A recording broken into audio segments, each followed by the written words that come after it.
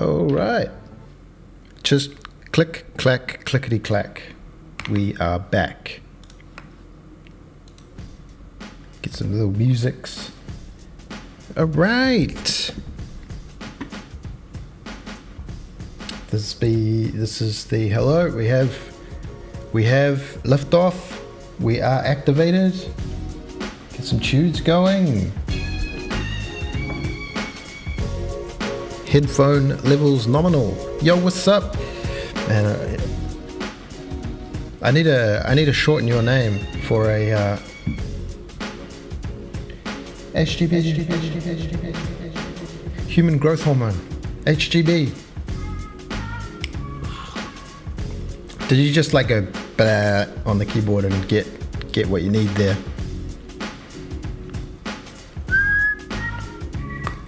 Okay, let's go straight into it. We got the thing up here. Just call me HGB. Roger that.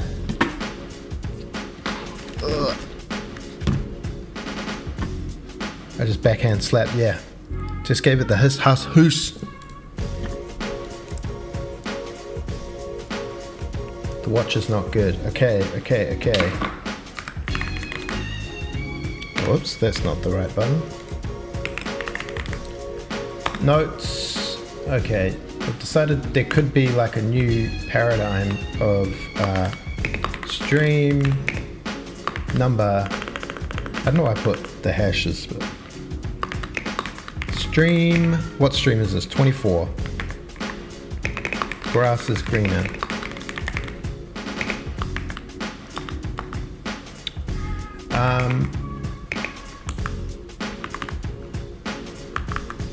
Today's mission.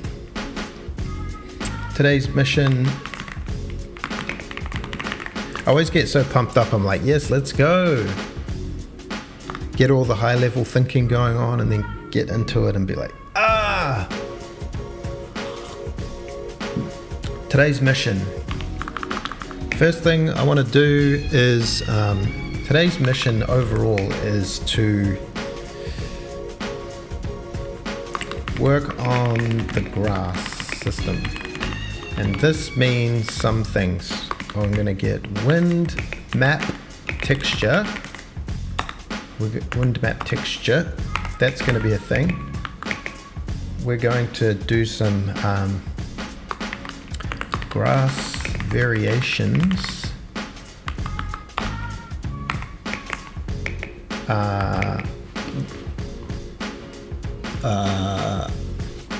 But before we do that, we need to do some other thing called grass prevent texture reloading, because this is like, I'll talk about it. Before that, even there's the grass mask story time. Lurker mode. I love it when you lurk. I love it when you lurk.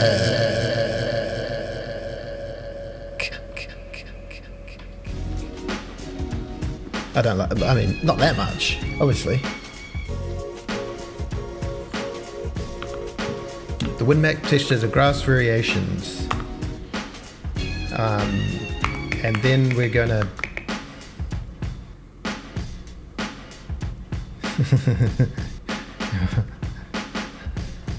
Please, Andy.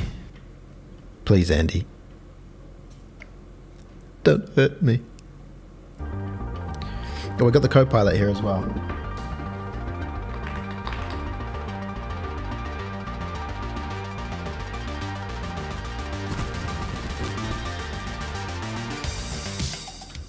All aboard. And then we're going to have a foliage victory moment where it all comes. Yeah, co-pilot, chat dog. It's like, well, I asked it about the algorithm and it just thought we should have snacks and go to the We don't say it out loud.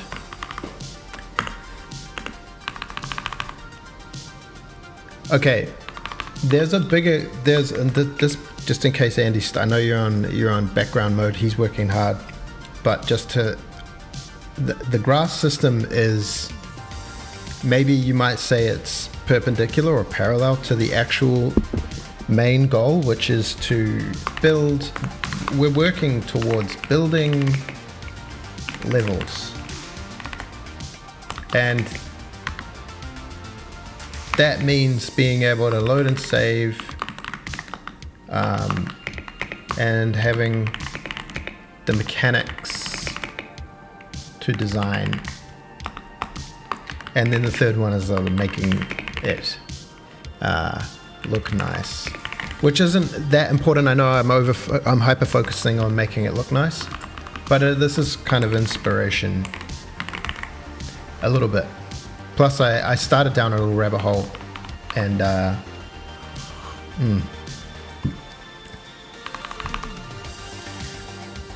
Hey, Jesse the fish.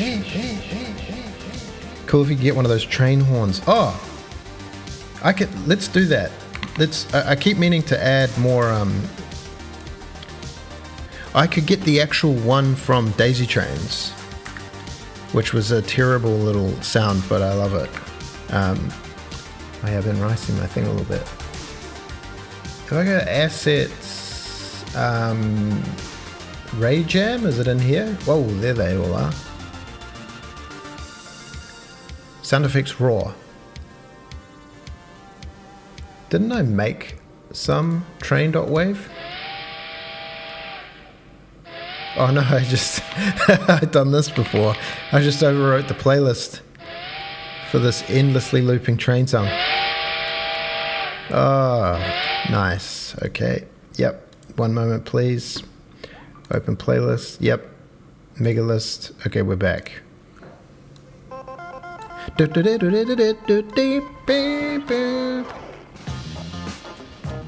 Where did I maybe I'll use that one for now. But my little soundboard, we can pull it in because we got some sound effects we got. We're not too sure exactly how we're gonna do it, but it kind of happens. That's a classic. Sometimes we just do it. We just do it, and then see what happens. Achoo! Wait, that one's terrible. We'll get rid of that one. Fail. We don't want a fail sound. You get the sound, you import the file. I wonder where that original train is. I think, is there like there'll be a Cubase folder, mixdown folder. Train running, unlock level, train remove, place train. Yeah, click that. This should do it. Yeah, that one. The music's a little loud. Okay, we'll get that one. Sorry, we're already massively side channeled, but that's what it's all about. Ray Jam, Cubase mixdown. No items that can't handle OGs. Okay, we'll just go to Sound Effects Raw and get Train.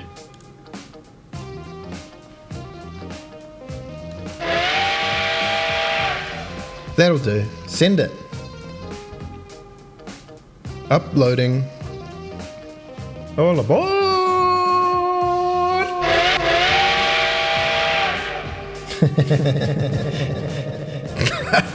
Perfect.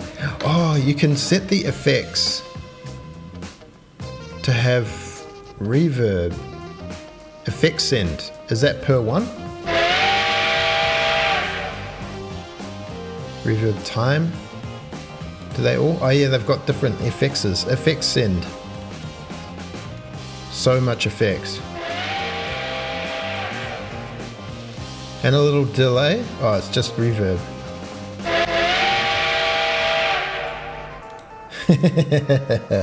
All aboard. Okay, we're good. There was some other sound effects I wanted. I keep thinking late at night, oh, I'm going to add that sound effects. And then I don't. Oh, there was one. Yeah, anyway, okay. But now that we're all here, the first step is the grass mask story time. I know you're so interested. But I had a programmer, the other night I had a programmer moment. This is going to require concepts. This is going to require diagrams.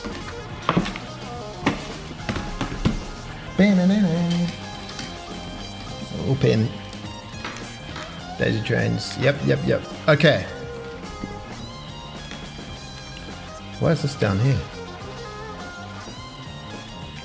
Why is that down there? Let's get a thick pen and a nice color to draw with. Perhaps this light blue. Alright, so I had this, okay, the song finished, it's good timing.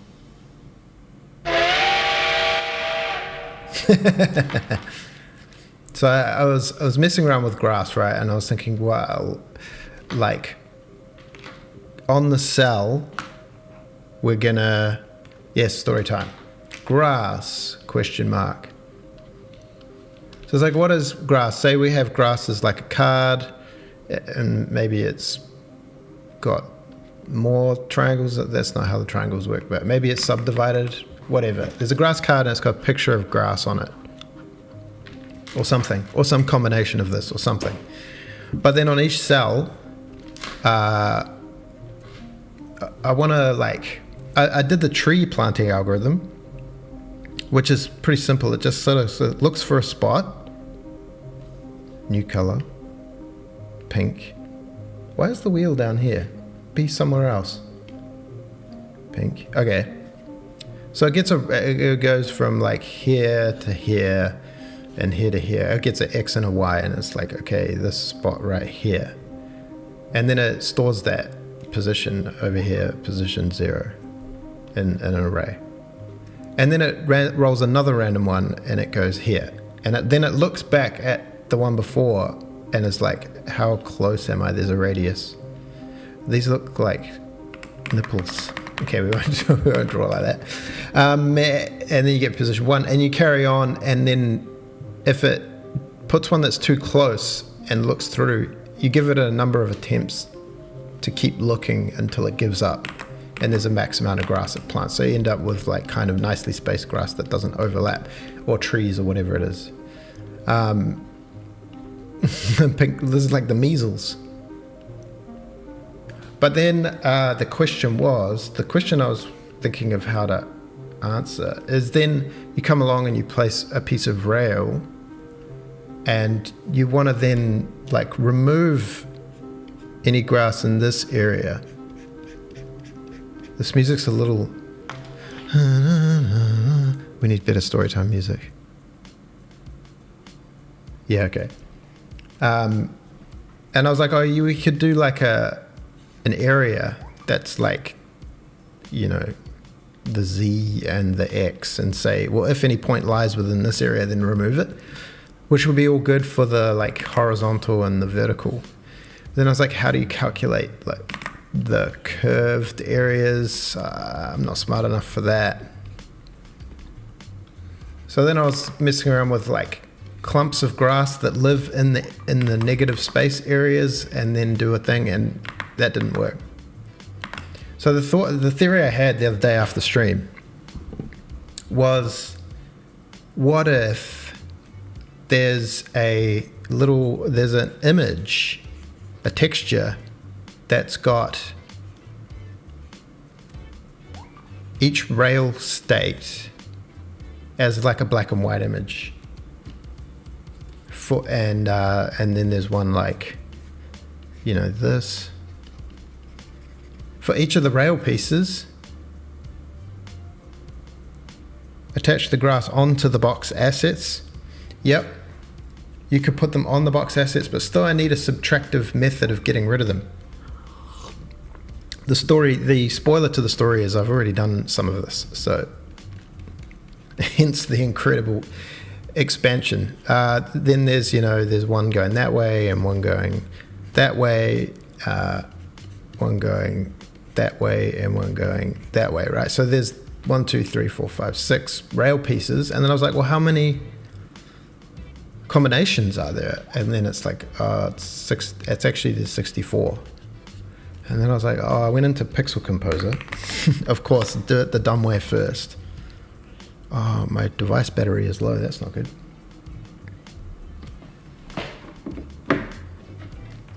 So, yeah, I was like, you can do this in Pixel Composer because it's procedural.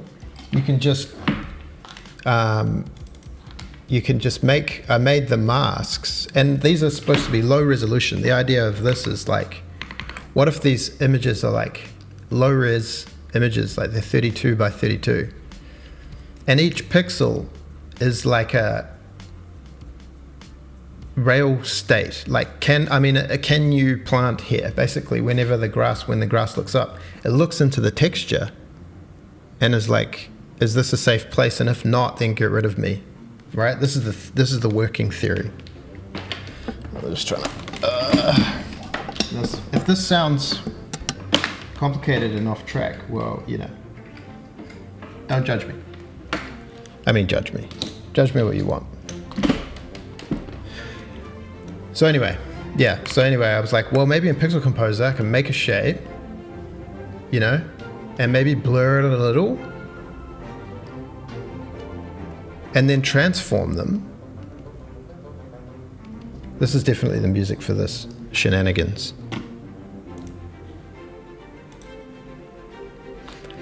And then I'm like, okay, well then you just combine them. Like, how many combinations? 64. And then I'm like, okay, you make that one, and then you make that one, and then that one derives into these ones, and then this is not the file. The file is, I don't know whether I sent it. I did it on the laptop, and I found all 64 cases, and it was insane. It was not a good idea. Do I have that file somewhere?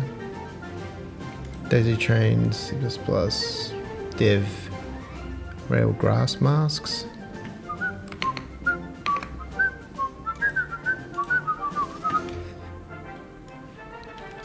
Pixel Composer, rail grass masks. Yes, it's this one. I think this is the one that I sat on the couch watching TV going, maybe I'll just do them by hand. Maybe that's not a bad idea. There we go. So that's 64 states, right? But then I was like, wait a second. The point of this is that I'm not actually going to use the image. I'm going to take the values and map them to arrays. So I'm going to have these things called grass masks, which is just a float array, a two-dimensional float array of 32 values.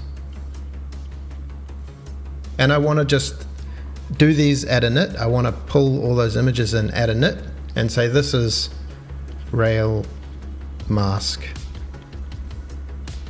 mask state 0 through 64. And there's 64 of these. So the rail can look up based on what rail it's got and just say, which one do I need? Right? And pre-compute all this stuff.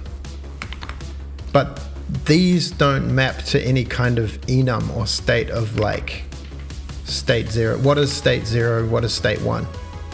So I was asking the Go pilot. I was like, can you iterate through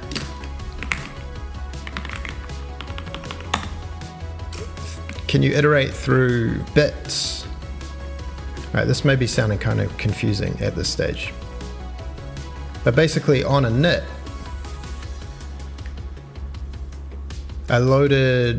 I went through, this is load the combined masks, but here. So I just created the 6 base ones. So these ones. And I loaded them into the game. And then for each bit in the rail mask, which is like either vertical, horizontal, northeast, blah, blah, blah,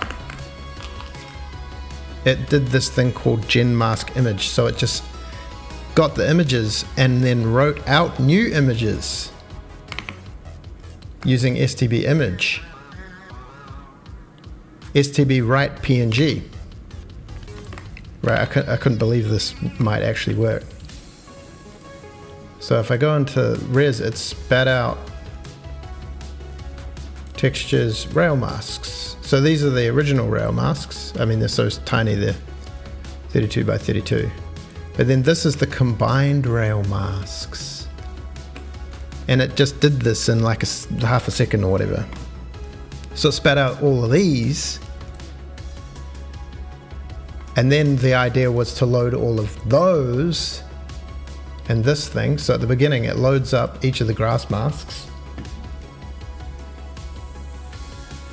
And then it maps the grass values to these grass value masks, right?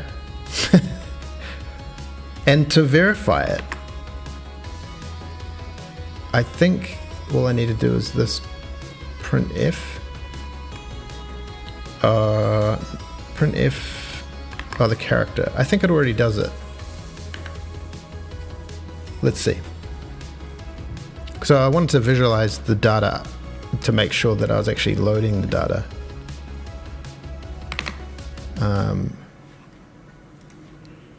So these are all the things, and there you go.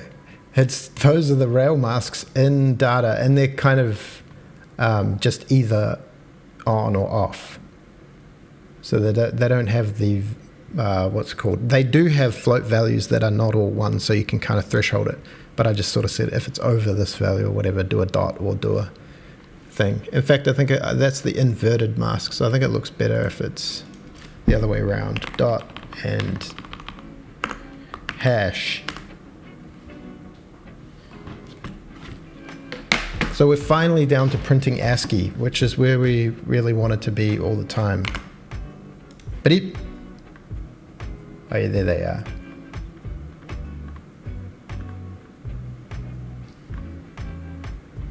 It's doing this on every load up. That's probably not a good use of resources. That is thresholded by if value is less than 1. Okay. If value is greater than or less than 0.7, I don't know. So anyway, there's still a little blur thing. Is this fully off the deep end? Oh, there you go. They're a bit more fatter now. So then, maybe I'll just comment out that printf because it doesn't really need to. We don't really need to print those every startup. So then the cell when it's loaded, it plants grass across the whole cell, and then anytime we need to update the grass, we get the mask is just based on the flags of what type of rail piece it has on it, and then it goes through that those mask values. Well, it does like a little grid lookup, so it kind of goes, where am I on this 32 by 32 grid, and then take that value out of the grass mask, and if it's don't plant here, then it doesn't plant there.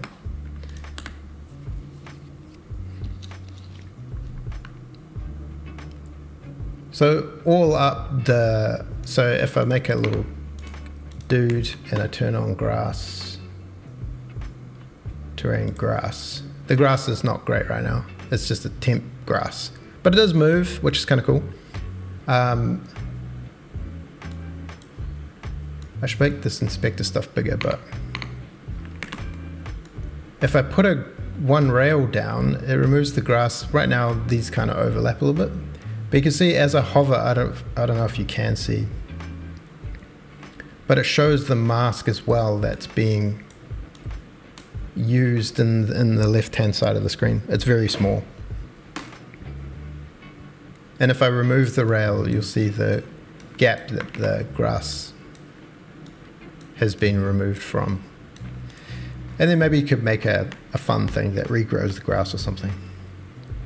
It's pretty bushy right now. But yeah, all that engineering for dynamic grass, and it's pretty fast. Like,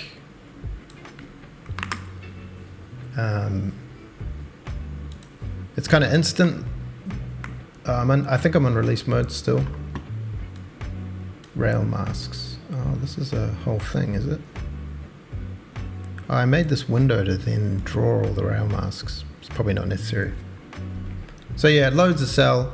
It plants the grass, and then anytime rail is added or removed, it recalculates that grass thing, or just when it's added.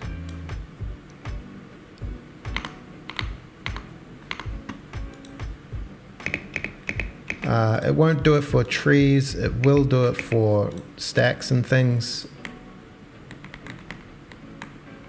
So yeah, so that's the beginning of a dynamic grass planting and removing system, which I think is pretty cool. I might maybe make the editor UI a bit bigger. So yeah, I really want to share that. I'm very excited. Maybe make that 18. So yeah, that's grass mask story time. Done. Part 1 complete.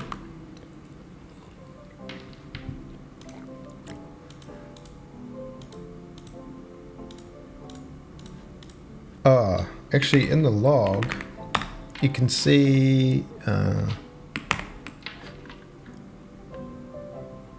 load grid. This is loading the grid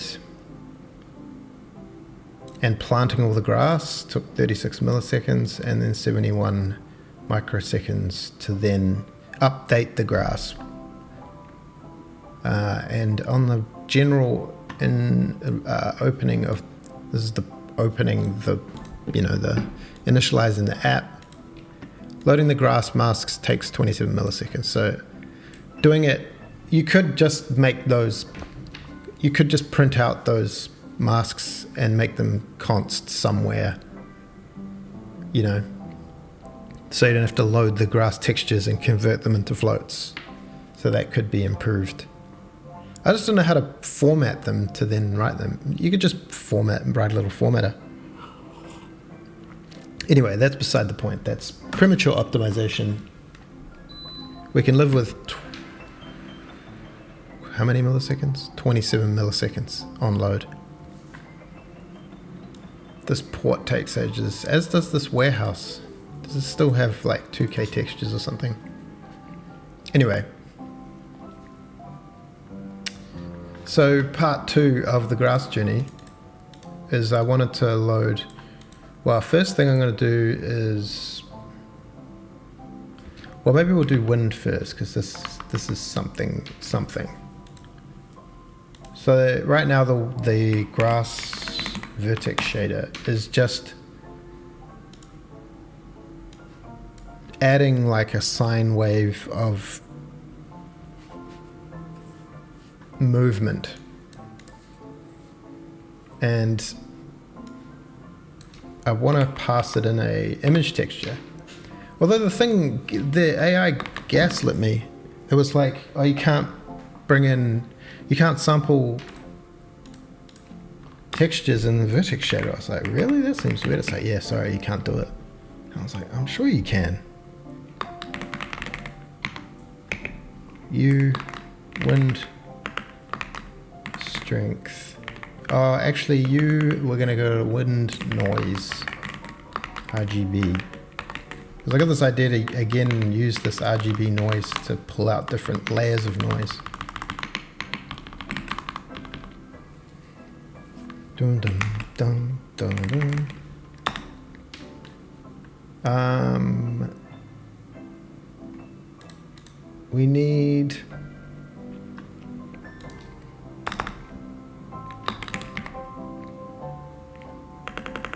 a texture. Perlin noise per line. Perlin noise RGB. Anyway, thanks for listening. That was my grass story.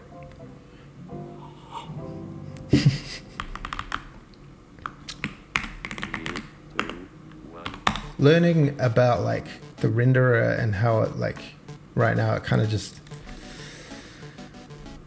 It's not very flexible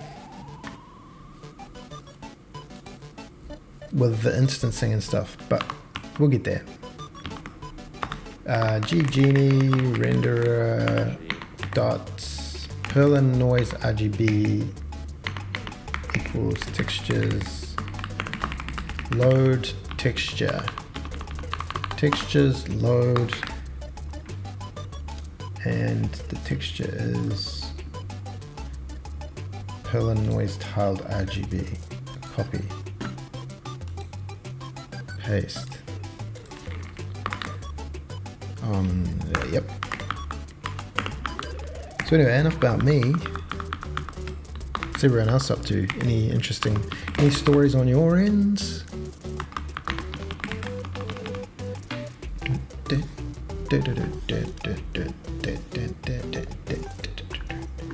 I wonder if we can, on renderer, or is it on graphics?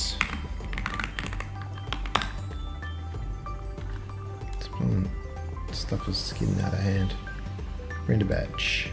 So we've got this thing. If it's the grass shader, then we want to make this into a function. To do make functional. This is the grass albedo, and then we want the grass wind map. Active texture. Well, how do we know which texture it is? I need to ask that question. Does anyone know that? Does anyone, whoops. Does anyone know if there is a, how can we determine which texture ID is which if shader has one uniform sampler in the vertex shader and one in the fragment shader? Can you do like a layout thing? Is there a thing like, oh, don't use VS Code, whatever this. Order in which you bind the textures.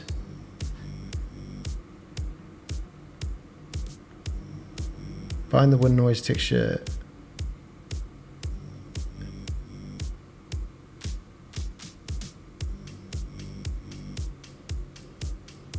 Texture units. Yeah, but which one? So the one in the vertex shader is first? How do we know? Not necessarily.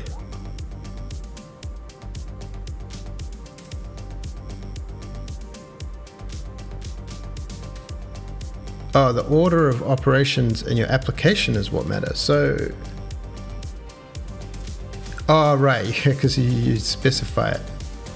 You specify it with the U. All right. So graphics, texture, well, wait.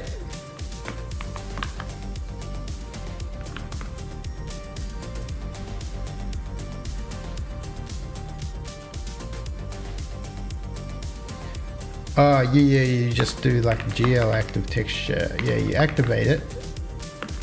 So I'm a little noob when it comes to the OpenGL stuff. GL texture. I thought these had to line up with the uniforms. And then you bind the texture. Is that right?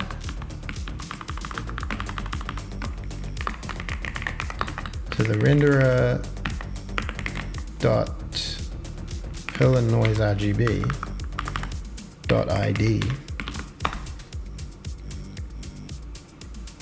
and then you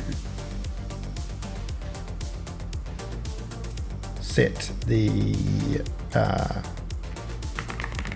shader dot set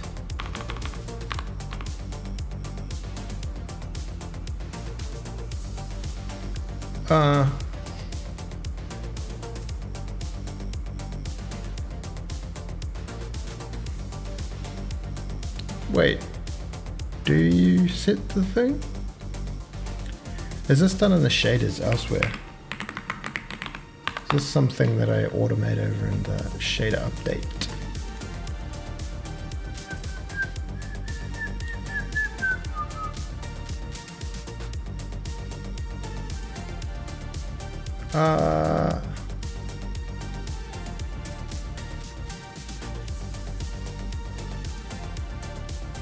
Where do we set the material stuff?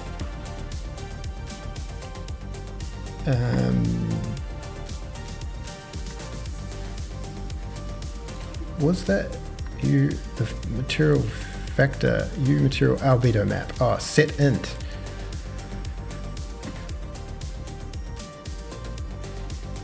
Oh, and this is the ID here. Okay. Set int of u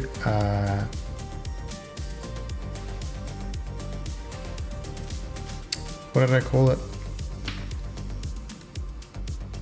Wind noise RGB. I can see why graphics stuff, like people, we set it to 1. It just tells it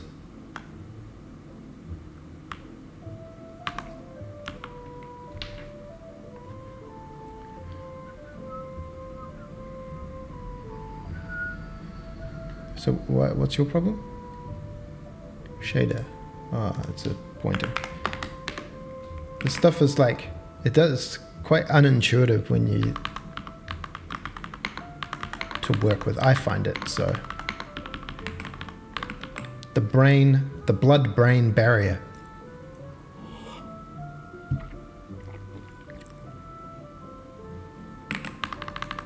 But this is so in the grass.fragment shader, U texture, okay. U albedo, let's just call this U albedo. You little albedo, you. Graphics.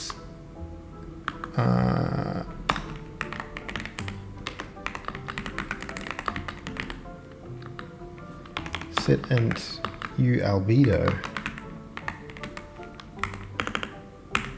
to be 0. Okay, so is this going to work now? If that's set, then in the grass vertex shader, if I said something like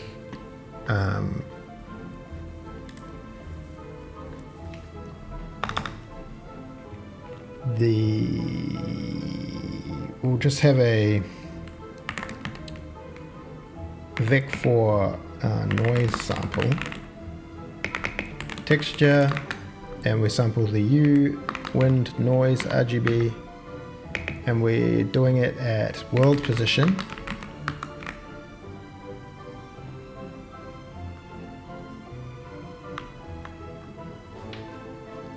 What do you not like about that? Oh, because world position is a vec4.xz.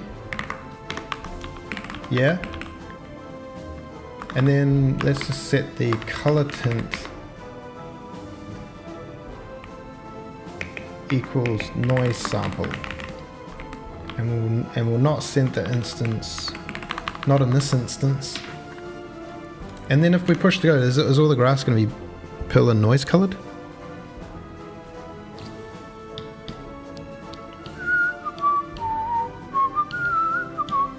Maybe.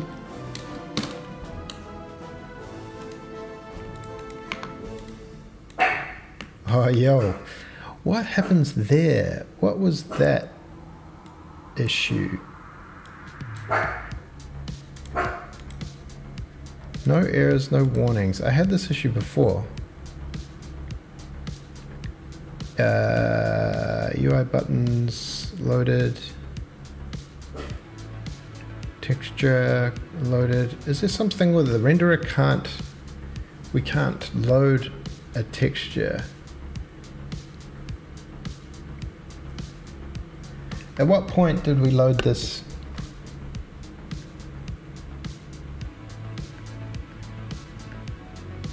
Texture created from image, pill and noise RGB. There's something about, because now you get these like these bugs where everything's like one texture off or something. Like blah, blah, blah, blah, blah, which is freaky. I know, Chili, you heard a noise. And it's something to do with loading that. I loaded that same thing. This pill and noise thing. Why can I not render that there? Once Genie's initialized, maybe I'll load it here. Is that going to destroy us as well? Why does this destroy us?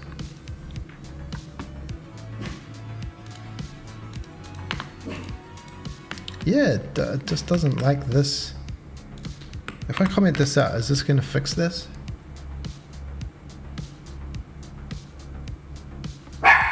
Okay, chili beans. Yeah, why though?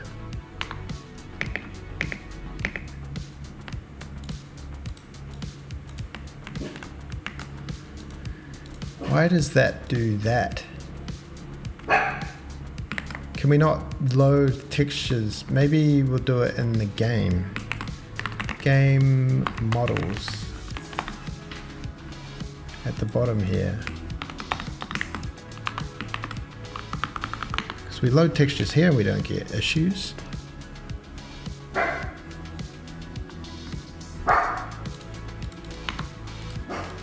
Nice, okay. It must be something's not. Okay, grass, bring back the grass. Oh, there it is.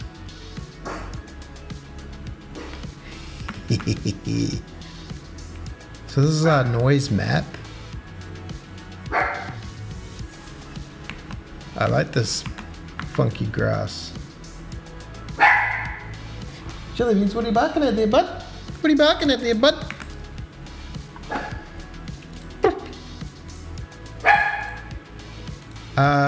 So in the ocean we did the scrolly ocean fragment shader. We moved the sample X plus U time. So we got the world text coordinate. We have a scale factor also. Plus U time. Do we bring in U time on the grass vertex shader? We have time. Let's put it over there so I can read it. So I can copy my own work. We got the world and then we got the sample X.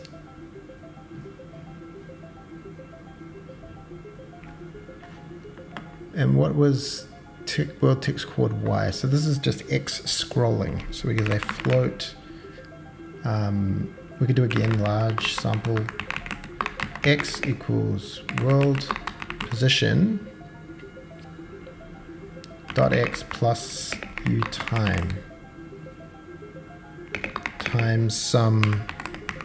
This is wind strength scroll speed, and then the noise sample large equals texture. We get the RGB world position, so we make a vec2 here of large sample X and world position dot. It uses Y here. Okay, X, Y. We use Z.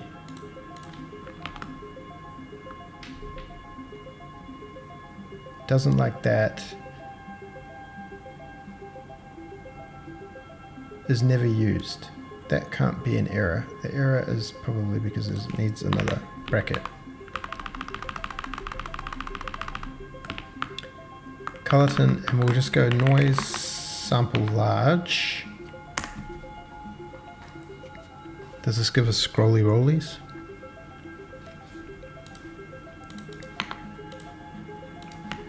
Should turn on grass by default, eh? Oh yeah.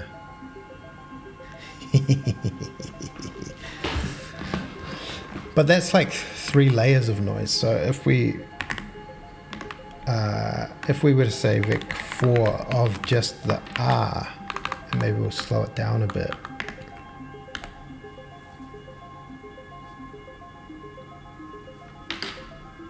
And always say to do a thing but don't actually do it.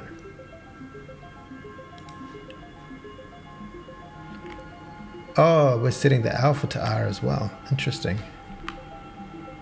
Vic 4, and we'll have a Vic 3 of that, and a 1.0 of that. We're learning shaders. We're learning to shade.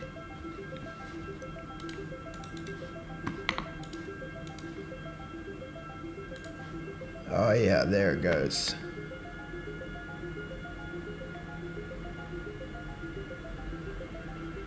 So this we want to be like a lot bigger.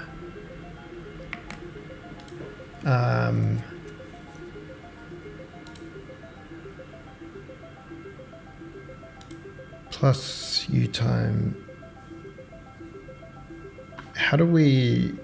Where do we get the scale factor?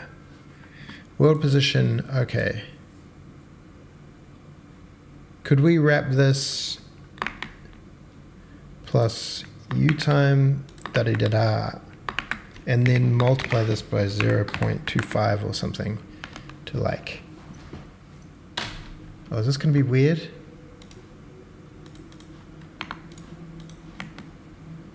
Terrain grass. Oh yeah, it's only doing it on the X. So we want another Vic for world position scaled equals world position times 0.25 or 0.15, which is the scale, the sample, question mark.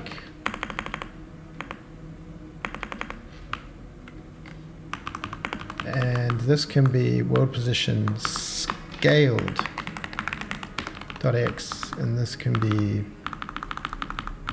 world position scaled.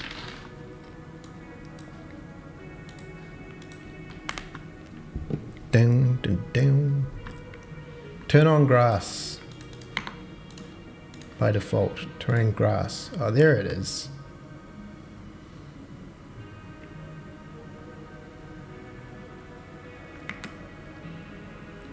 Time times. Oh, these don't want to be. This all wants to be done like that. Okay, turn on grass. Editor.h. Draw grass. True.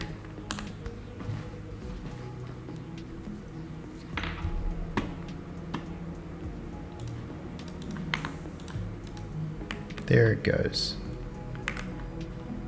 Grass, and then we can put in some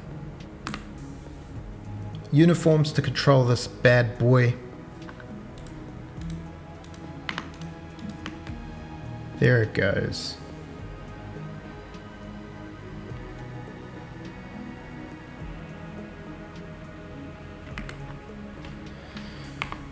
Five. Okay, so the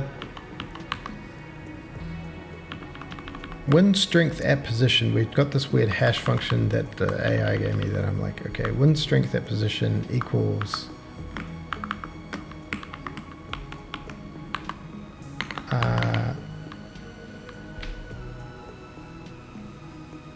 float wind strength at position.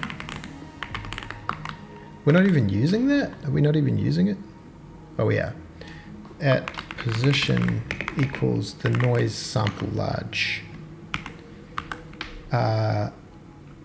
dot R. So we just want the one-dimensional float, and then we can turn off this color tint and turn on this color tint and see if we get the wind strength changing based on the noise map. Oh, it does look like it.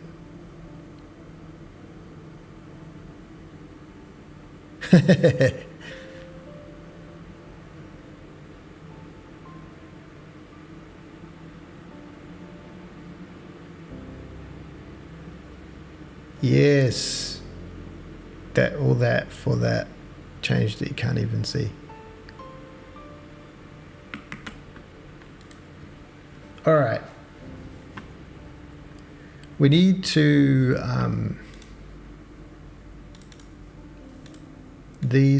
we need little uniforms for everything. We can get rid of this hash function. I don't even know what it does. Okay, grass uniforms. Uniform F32 float. Wind strength scroll speed. Wind strength factor. What are these things? The sway amount is the sine angle of u time plus a position y times thing. So how high up the thing is. We'll leave that for now. And then this is just u wind grass way factor. And we've just got a singular direction. I was like, maybe you could make a direction out of the other things. Anyway, what else can we control? Oh, do we need this?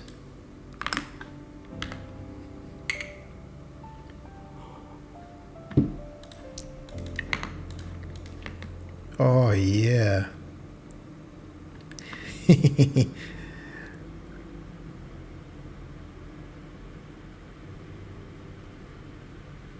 Oh, I think the grass is going in the other direction to which the wind is going. -1.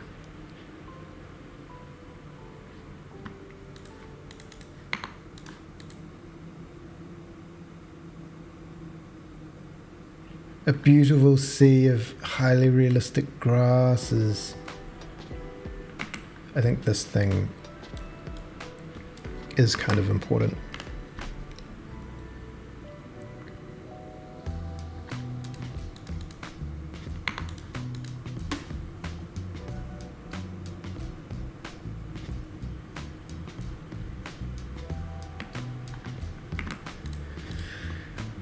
All right.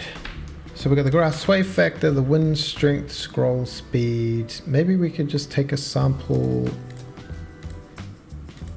Oh, this is uniform float u wind strength scale. That's not really a strength map scale. Is that what that is? Yeah.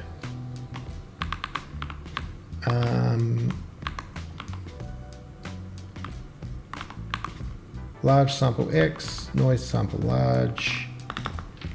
Pick for world position. I guess we can reuse it. Position.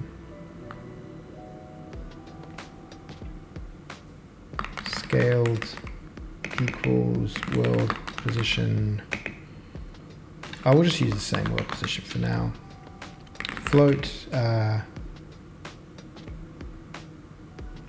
direction sample equals. So we still want it to be. Oh, whatever. We'll try it.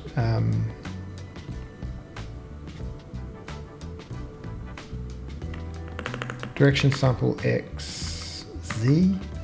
How do we know how to do this?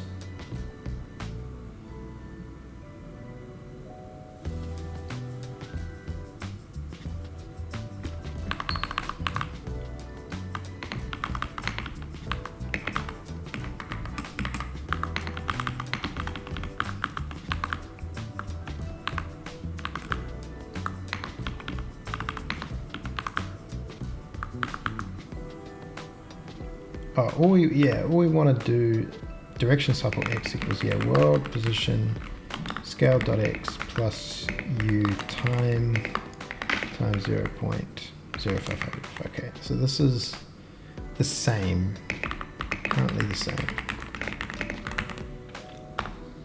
And then the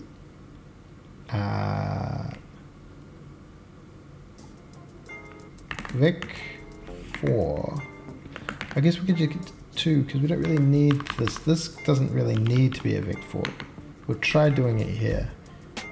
Direction sample equals texture U wind noise RGB Vic2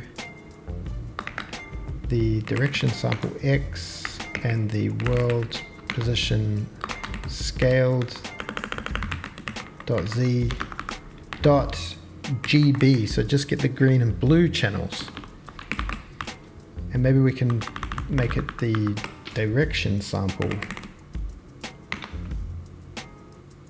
dot Vic2 direction sample, maybe we'll have 0.0 blue, a Vic2 of the direction sample. Does this work? Man, shader shenanigans. Oh, what? How come I'm not getting any chats? I'm not getting any chats. Oh, there they are. Sorry. Looking nice. Are the leaves moving when you working on a single player campaign interface work battle map? Oh man, sorry. I didn't get any updated chats. I was looking at the wrong windows. Thought everyone gone quiet. Got a scene system set up for the guinea pig game so I can let each scene handle its own update and render functions. So what's classified as a scene? Oh, you said be right back, so maybe you don't see that. Oh yeah, there's our direction vectors.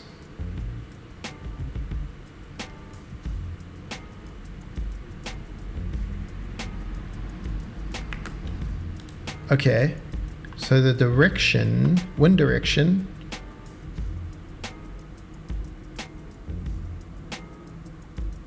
can be, we only want it on X and Z, so we'll go direction sample dot G and direction sample dot B.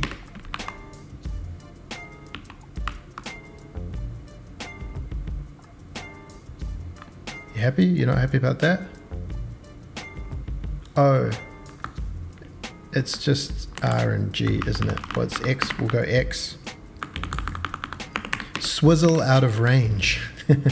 I hate when my swizzle gets out of range.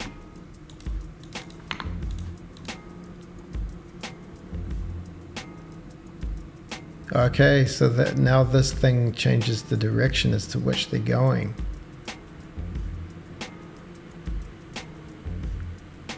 Cool. Hey man. Alright, so let's now build a little thing.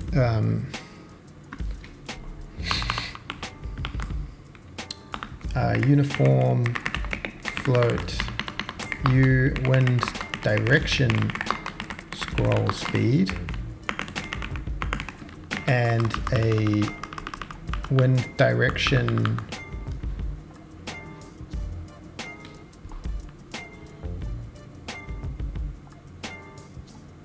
I guess that's all we really need. Oh, we could do wind direction scale. Wind direction map scale. We do need to plug all these in, so maybe I should plug them all in here now. So this is scale the sample, U wind strength map scale. Wind strength.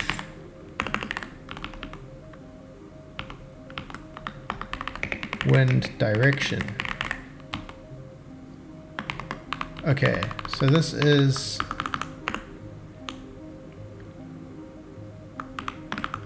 the U wind strength scroll speed. Then the direction sample, this is the U wind direction scroll map scale. Scaled. Ah. No, it's not. This is the U wind direction scroll speed. Do I? We use okay, take another sample. World, we could just say world position scaled equals world position times U wind strength, U wind direction map scale. Okay.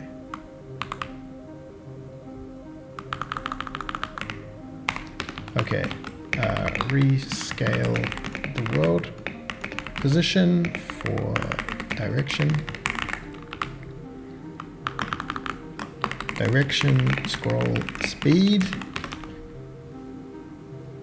And then sample G and B channels.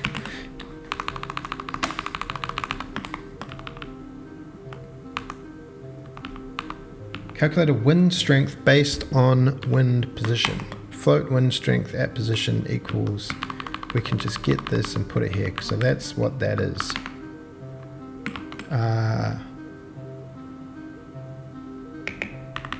Sampling the R channel,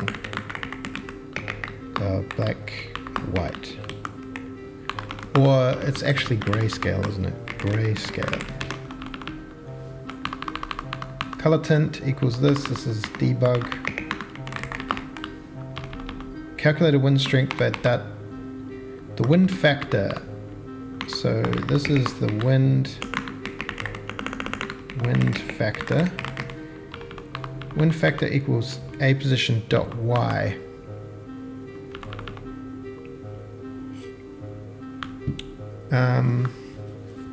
Sway amount. This can be U grass sway factor.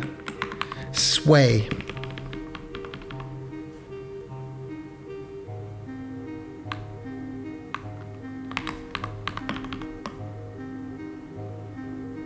We'll put this down here where we do the color tinting.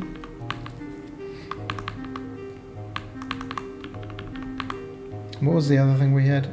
U wind strength factor. Where is this?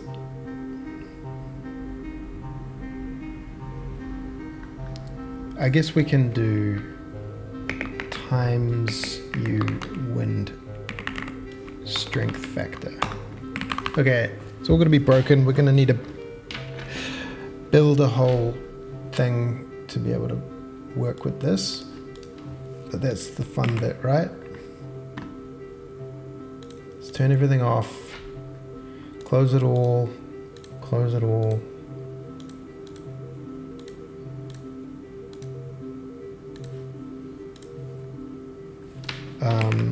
In game.cpp, we managed the ocean after we do this update ocean after render frame. But because that renders it itself, but we want to do a thing called, it could just be in world update. And we could have a function in world.h called void. Oh, I hate that. That doesn't do that. Update grass.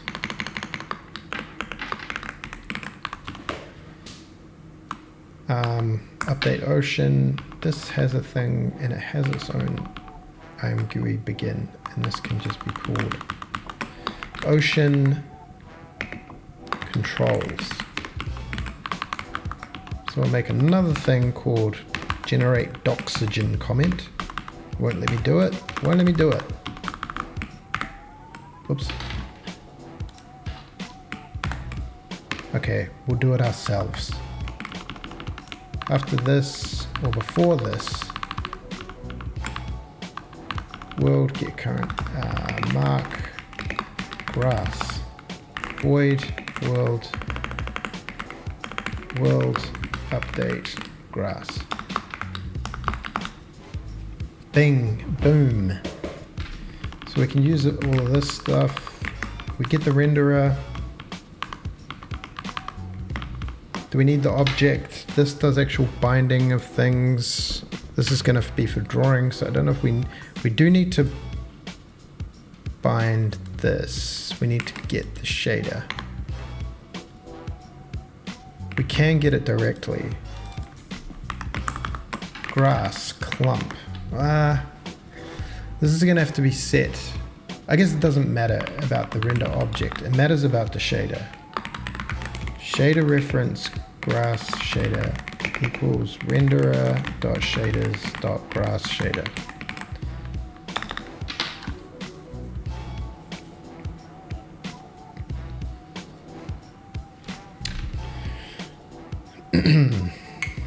And then we have these same local persists.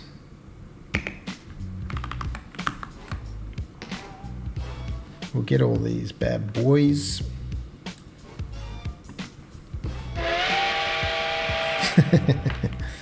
Forgot about that. Local persist, wind, strength, map scale equals, and that was like 0.25f or 0.15f or something. It's a float. Then we have wind strength, scroll speed, and this was really low. It was like 0.05. Then we have wind strength factor.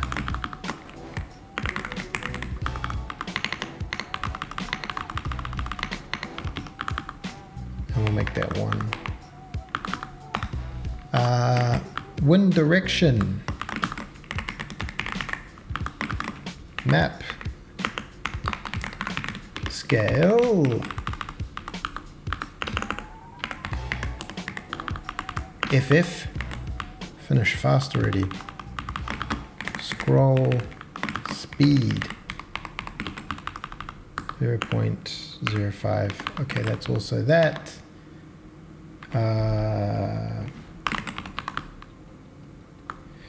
Yo, tonight, just to recap, we are, if I look at the notes, we are working on, today's mission is we're working on a grass system. I think this would be better if we had some emojis. There's some grass and a grasshopper. We did a story about grass masks.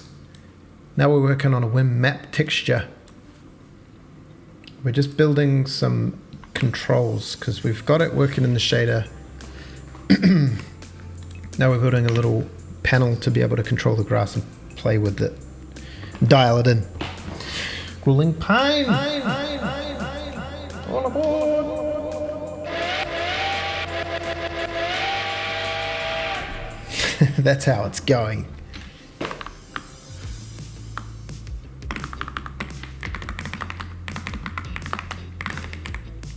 Emojis, yeah. Can you just pop emojis in here, grasshopper? Just to... Could you just comment grasshopper? Will this still build? Can I comment grasshopper?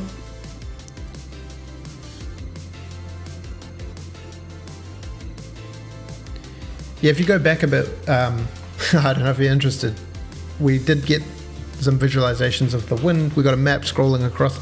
Hey, we can use emojis to increase visual excitement when navigating our code. Who knew? By the way, to bring up that, if anyone doesn't know, is Windows dot. It gives you the emoji thing if you're on Windows.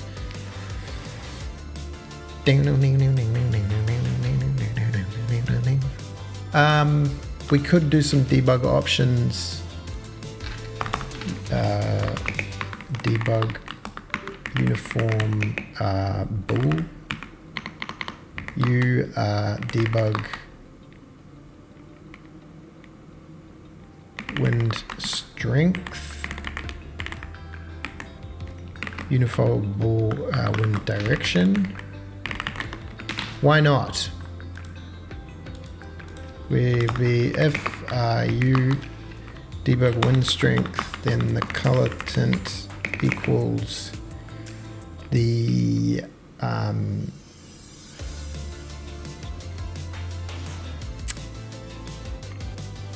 noise sample large dot R as a vec 3.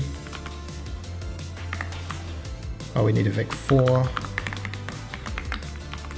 and 1.0.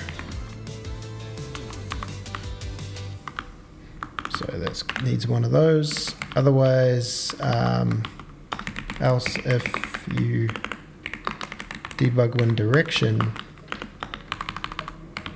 the color tint is a vec.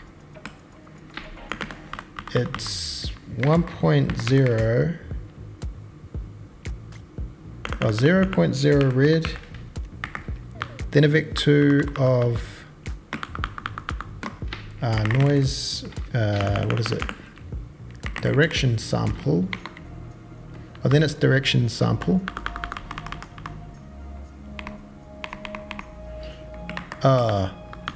Then it's, sorry, it's direction sample dot X, direction sample dot Y, and the G and the B's, and 1.0. Else, we just use the regular one.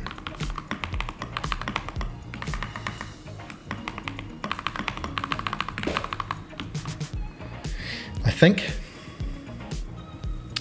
Basically, it's this.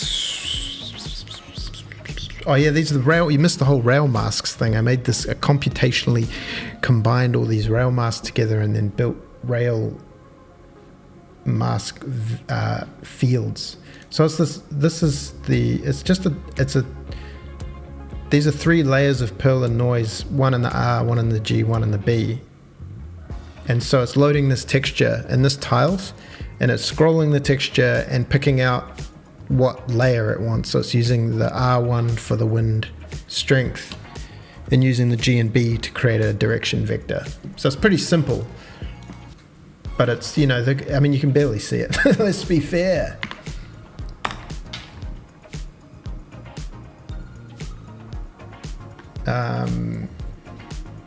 So we can also have, I think, a local persist bool u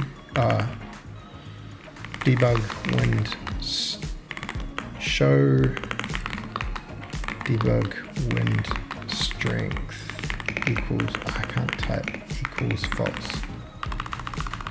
Yeah, it's nothing too fancy, but it's a little bit fancy. Okay, and then we can do some IM GUIs. Begin a new window. What I want to do is put all these windows in a toolbar. I mean, in a menu, so you can sort of open them and dock them and close them and then open them. But right now, I don't really. That wouldn't take long, but I'm not going to get too sidetracked with it yet. Grass options, grass control. And then we'll do an IM GUI end. So what did we do here? Anything? We just had a slider. IM GUI slider float. And this is strength map wind strength map scale, and it is wind strength map scale, and it goes from, oh, this is where you kind of want to like have a multiplier,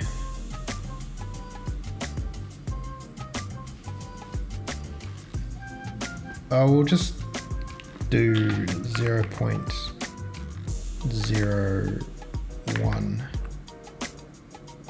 01 to 2.0. It's probably not going to be that big a deal. And then we need to do a lot more of them. Wind strength, scroll speed.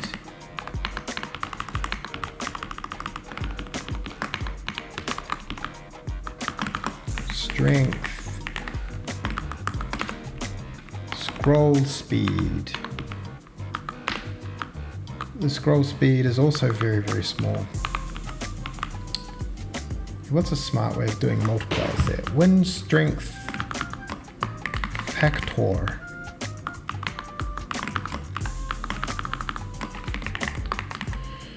Strength factor. Oh, I had direction here. This should be strength.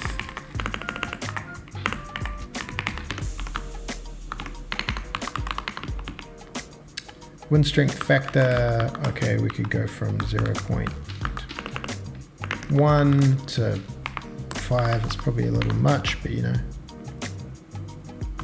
Wind direction. Map scale, wind direction, map scale. Yeah. Yeah, that's similar to that one. Wind direction, scroll speed.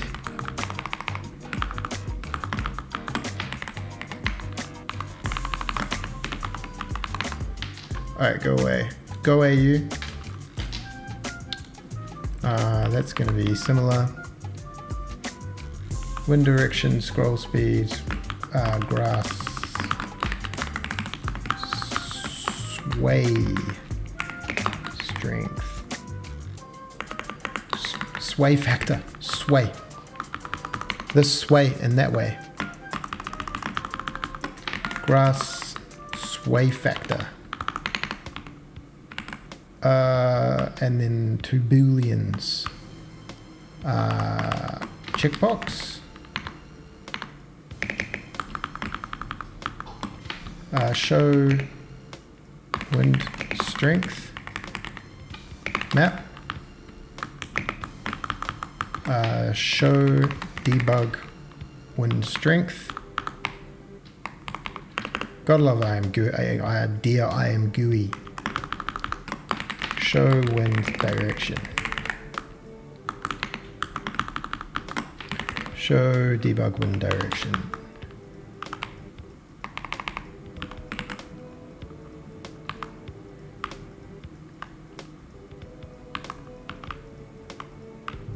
Oh, change this to a checkbox. Checkbox. Okay. So that's the IMGUI grass control panel. And then I guess we're doing all this weird stuff here. We don't need to do all this. We just need to do set all the things. Because I think I've actually got the main ones, the main fellas. So grass shader dot set float. Oh, now I need that thing back, don't I? Grass dot vertex shader, so I can see all these names. Set float of the U, wind strength, map scale. It's funny in like Godot and like Unity and stuff. It's like never use strings; they're error prone. And then these just like strings everywhere. Strings for everything. The value is the wind strength map scale. I guess this is where you could do your manipulation of the factoring if you wanted them to just be 0 to 1 sliders. Wind strength, scroll speed.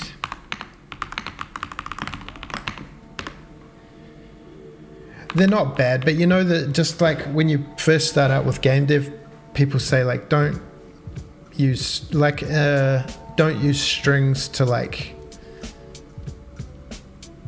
get things like load assets or whatever, or as much as possible. It's like if you have to manually type in a string for something and then it changes on disk or whatever, set a variable and then set it in the editor or whatever.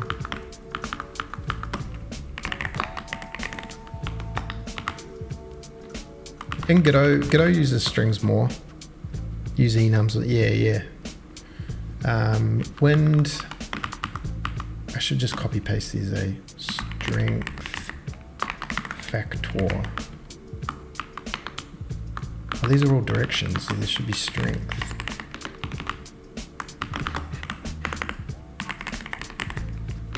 Map scale, wind direction, map scale and scroll speed. The minutia. Don't get caught bogged down in the details, everyone. Grass, wind direction. We got to make sure that we actually enable the shader here. GL, use program, grass shader.id. Important stuff.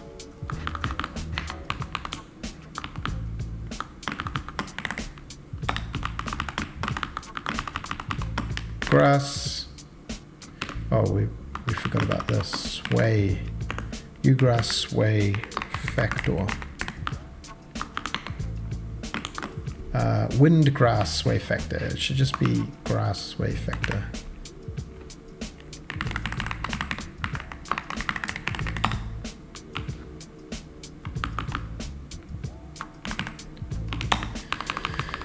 All right. Unless I haven't figured out anything. Oh yeah, we need those debugged ones as well. Ugrass, these are set bool. Set bool? We've got a set bool. How about that? Debug wind, strength, direction.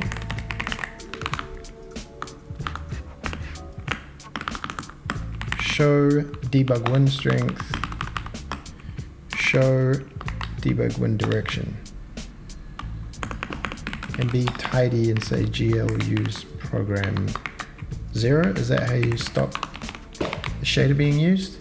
You just gotta make sure you call this function, otherwise it won't work. We'll try put it in here. World update and say update grass.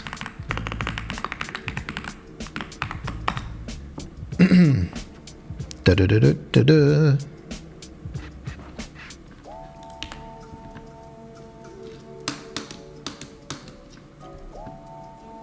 What happened? Access violation.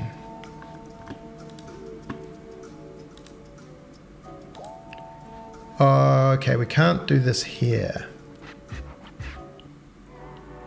because we haven't beginned the frame. Oh, this rail masks is doing nothing. I guess we can do world update grass, only because the IM GUI hasn't yet been initialized, so we can't just draw that thing. We can't just load it up. Where is world update? We'll take out this update grass. We'll do it a little later in the frame. A little later in the loop.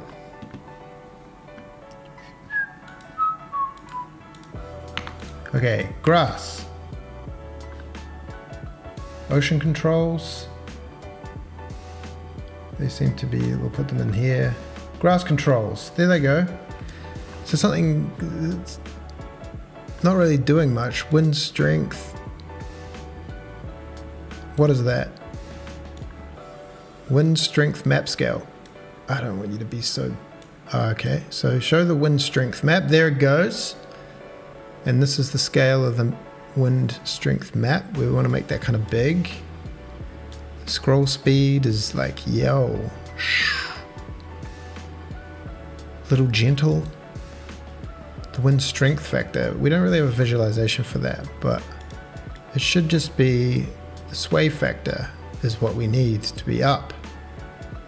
Oh yeah. Show the wind direction. So this is the direction vector, green thing, wind direction, map scroll speed. Oh, this is the scale. Oh, that's kind of cool.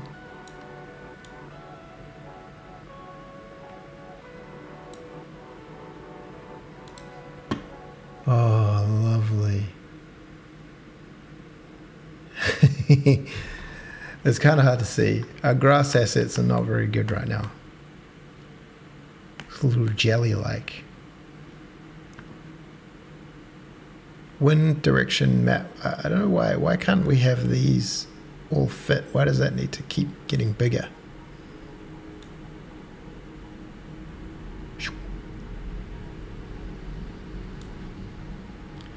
Yes.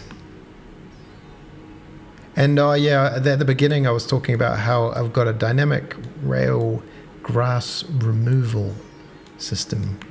So if I take the it just takes the grass away on these places where there is a rail. Yeah, buddy.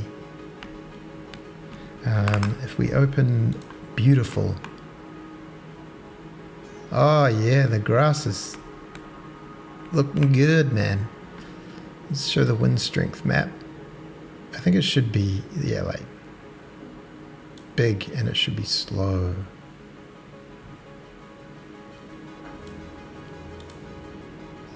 Oh, but now it doesn't seem to be doing enough. Strength factor. That doesn't really do anything, does it? Are we using the strength factor? Strength factor.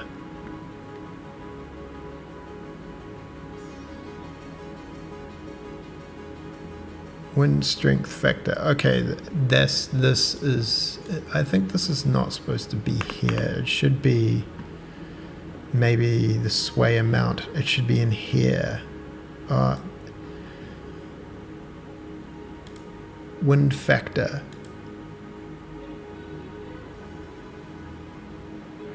Maybe we put it here. Wind strength factor.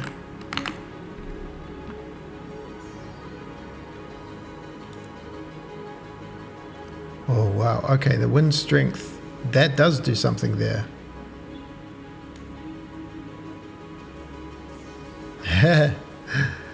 Oh, looks cool. They're really little jellyfishes.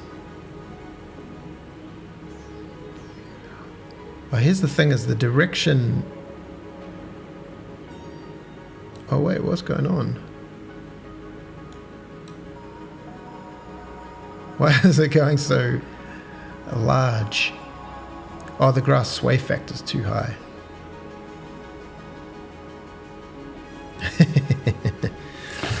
I like it.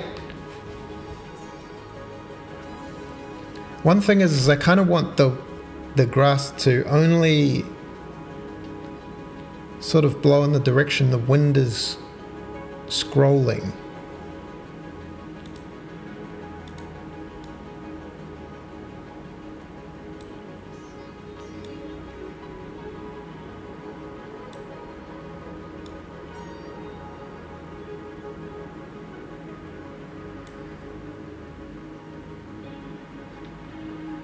Because right now it kind of goes, the grass goes back and forth like a jelly, like a sea anemone.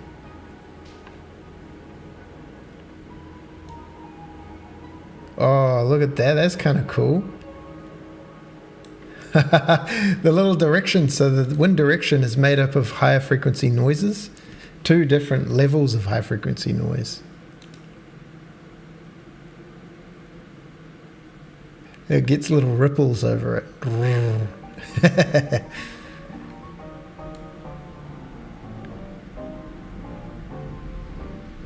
The only thing is you tweak these values endlessly, and just like in Unity or saying, it doesn't save it.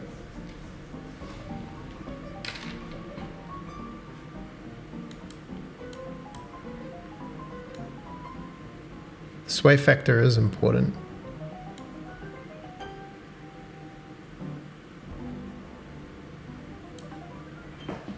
And then you're like, oh, well, I want the trees to also go through this process. But then the trees are like shaded on a completely different shader. So you're like, do you have to add this wind thing? You have to build another shader and go through all of its processes and copy all the PBR components.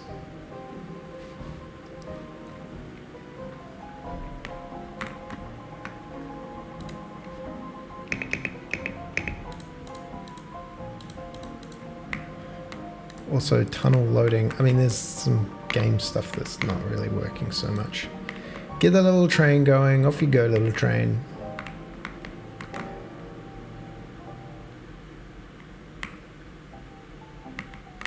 Yes.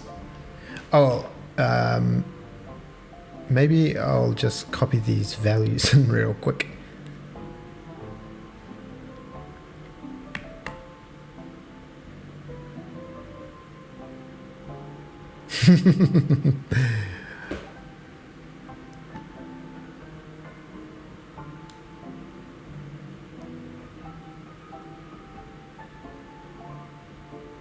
Yeah, this is better when it's high res.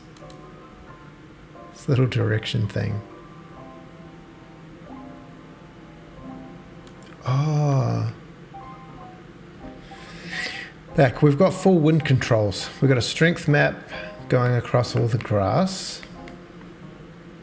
That we can change the size of how strong it is.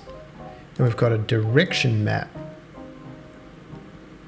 that pushes a vector on the GMB channels. And then we've got a little sea anemones. A little sway amount. All this is highly important to the game design.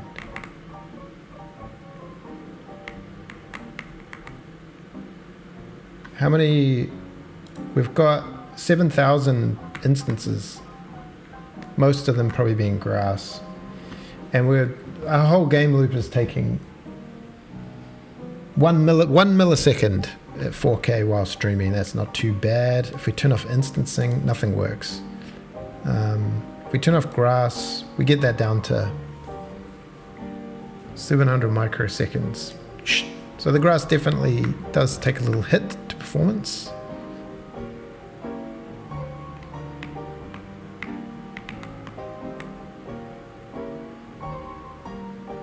But you know, I think it's workable. You have like a millisecond budget, right?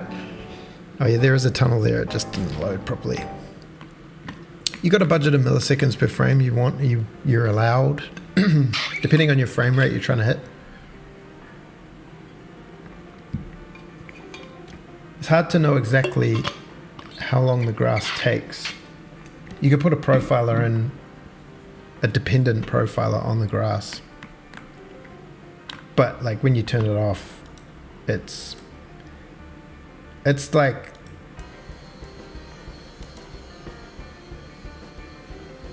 that's weird how it sometimes does.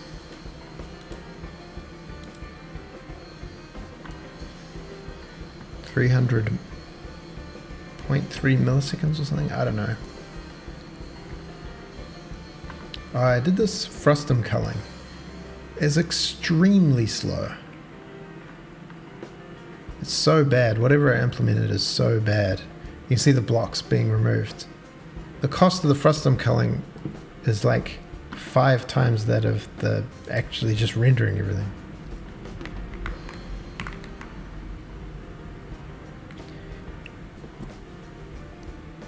You could do like larger scale culling where you just kind of say, can I see a level? Just do a giant bounding box around the level and be like, is this level visible? Can we get another train going? Surely. Oh, he's going to be putting them back. Station. This one supplies none.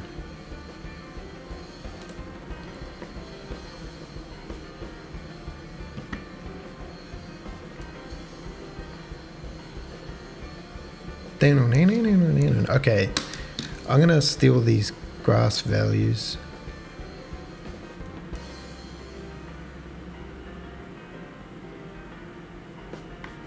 I might just take a screenshot because that's as high tech as we are around here.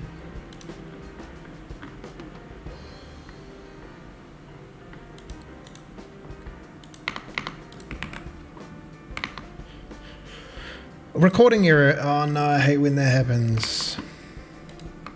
Why did we have a dropout? After 11 minutes? That's not good. Start recording again. Let me just go into my Gallerini and get this.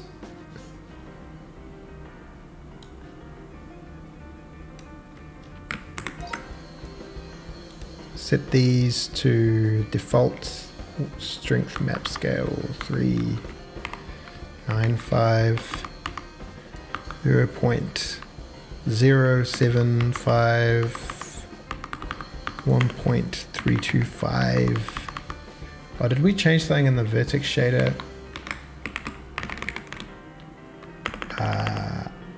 Grass.vertex shader that we need to kind of go back. It might be better. We'll see. We'll test it. 1.35, 0.48, and the sway factor of 1.05. And some of these could be a little sway factor. We'll go up to 10.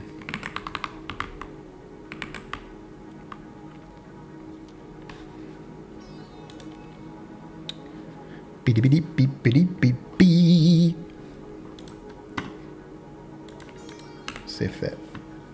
See how we look.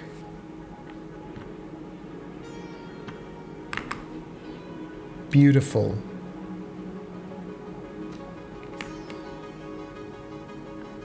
So now the wind strength factor. Oh, it does give it a bit more juice. It doesn't. Yes, this is what we wanted. It's a howling gale.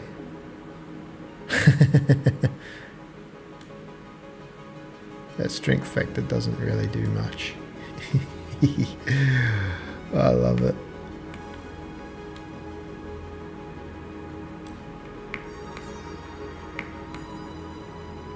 Okay. So that was part 2 wind map texture.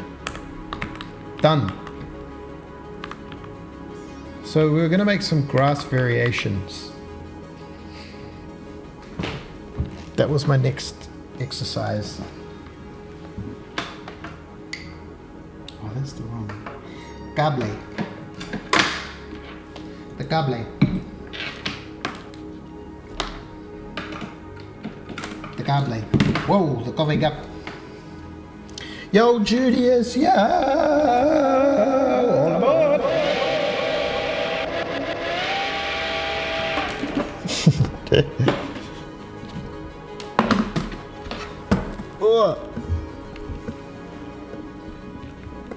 How, man, it's funny, all the different USB standards we've been through. I remember a mate of mine saying, you know, USB 1 or USB A, is this one? Is that USB A? Come on, focus. Where are we? You can do it. You can do it, autofocus. It's clear there's something here. There it is. Oh, the One Ring. Also the One Ring. How do you feel about that? USB A, this one. My mate was like, imagine the amount of time humanity has lost to people going, when you had to.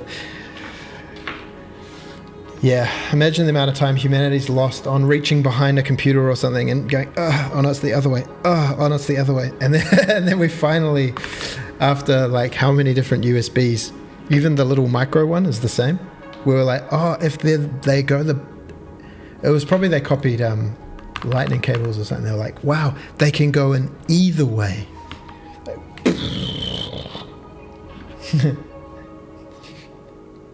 Oh no, there's messages.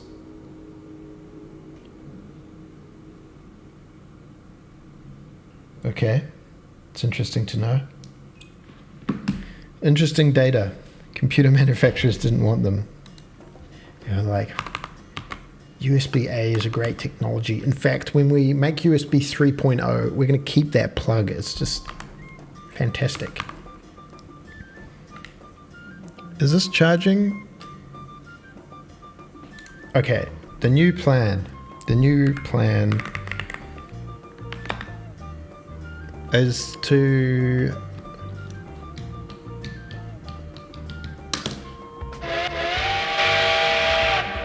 all aboard. No, we don't want to update. We want to cancel. Oh yeah, Alex, do you want to see the new foliage technology? Dynamic mesh creation for cables. I need cables for my C++ Vulkan game. First we need to render the cables before we can make the cables. We now have incredible grass wind technology with debug controls for wind strength, wind direction, and a host of fine-tuning to get the perfect realistic grass movement.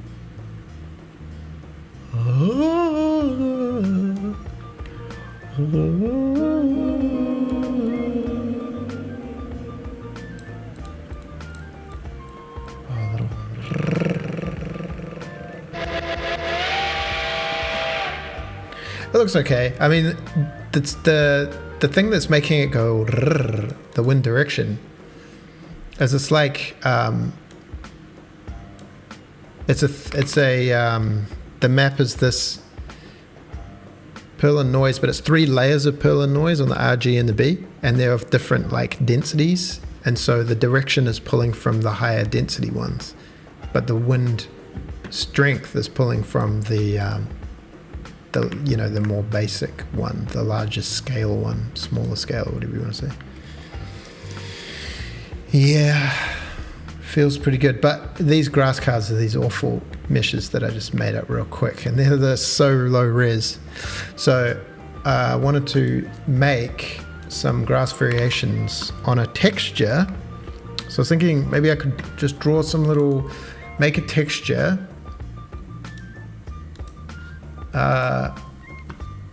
New, and the texture, I don't know, let's just start small at like 128 by 128. This is going to be color, we'll make it transparent. Create.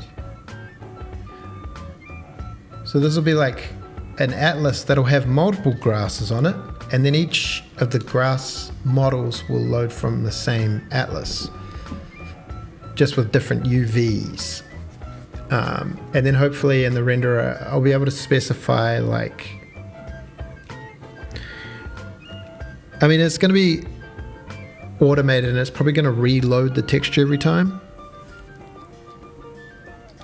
Yeah, this is Affinity. No Adobe around here. No Adobe around here.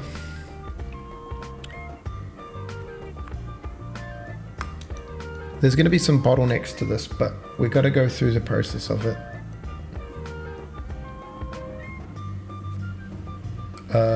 Brush. Whoa, what am I looking at?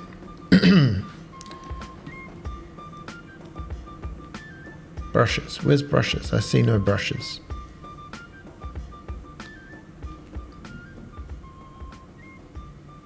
I say window, I say brushes. It goes away. I push brushes, it comes back. There they are. Give me some brushes. Oh, one thing about this Olex, you might be able to help with this. Yeah, Designer. I bought all of them, and they come with iPad apps and stuff. I got rid of everything Adobe except Substance Painter. Question, Olex, if you're still there. right, like right now there's this like chaotic way that in the fragment shader, the grass just discards fragments that are under a certain alpha. So there is just an alpha test. It's either on or off. There's no blending, or there's no like. Yeah, it's not taking the alpha. It is taking the alpha, but it's just discarding the fragment. Because is it true that if you want your grass to render properly, you have to sort them from back to front before you draw them? Or anything with transparency in the texture? Basic. I just want a round brush with full hardness. Oh, whoops. This little color picker thing. I just want to get a color, and I had these colors. This is like the color of the ground.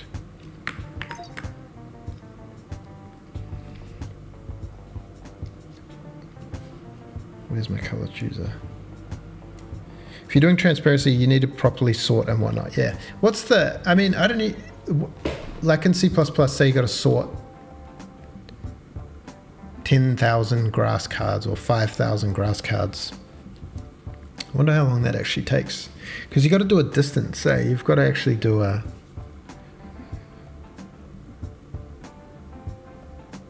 You can use more complex methods that are order dependent. Right, yeah. Pick... Oh, I need this thing to stay on screen. Stay on top. Oh, where's my mouse? Why is this so difficult? Color picker, stay on top. Oh, I need color formats. Give me, can you not give me like, pick open, open editor, activation behavior, open editor. Default color format, hex, Vic4. Yeah, that's what I want. And can I not stay on top of this thing? I can. Okay. Okay, so we need, I want this color here, something like that. All right. You can be a real man and implement it using ray tracing, then transparency is very easy. I think that these unlit grass cards could definitely do with some ray tracing. Hardness 100, flow 100, opacity 100. I don't want blend mode, normal, no wet edges.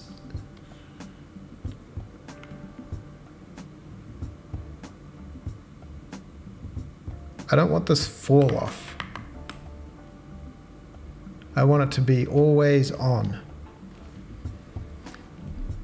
Size, blend mode, don't set blend mode. Wet edges, don't set wet edges. Set wet edges off. Dynamics, texture, sub brushes.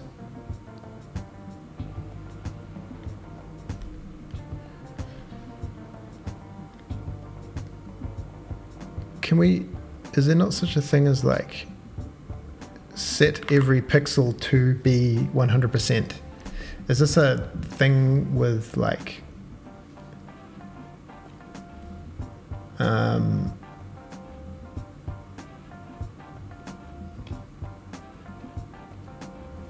this thing, coverage anti-aliasing? I want no anti-aliasing. Inherit. How do I turn off anti-aliasing? Edit. Settings. Anti-aliasing. Applying blah blah blah blah blah blah blah blah blah blah blah. That's not it. Miscellaneous. Is it a document thing? Document. Ooh, pixel art document.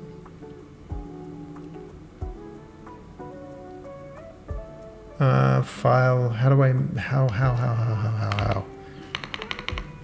I've been through this before with this thing. I guess I could draw them in something else. Affinity, photo, turn off anti-aliasing. disable anti-aliasing, you go to the gear icon and there's a drop down switch. You can say force, anti-aliasing, force off. I still see anti-aliasing.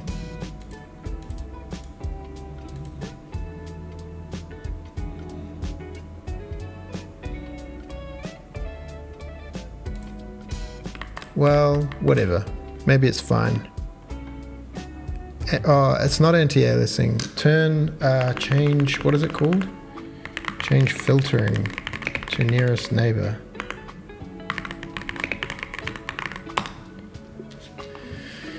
Access the size, blah de blah.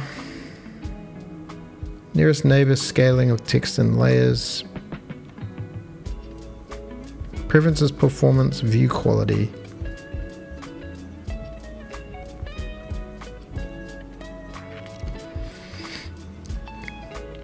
Blah, blah, blah, blah, blah, blah, blah.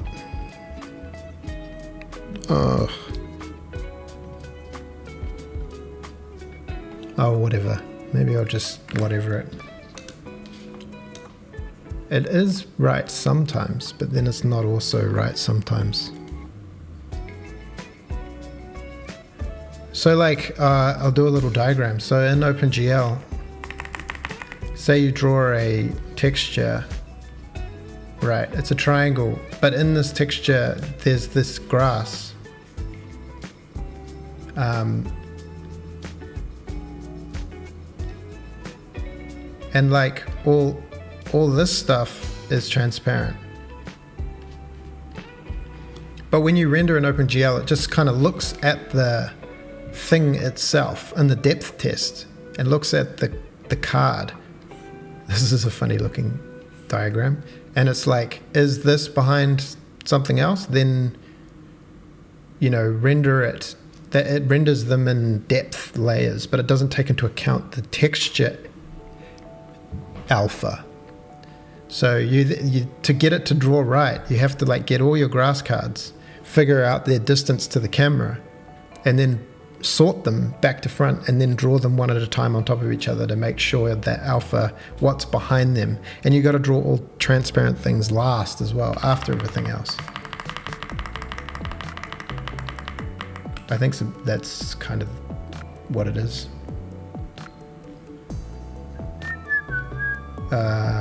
Let's go back to this color here. Okay, so grass, I don't know how to draw grass. Oh yeah, that's different. What I'm trying to get at on this thing is like, I don't want those like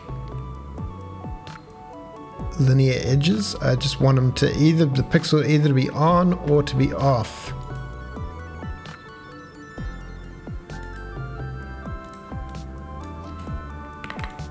Because my thing is not good.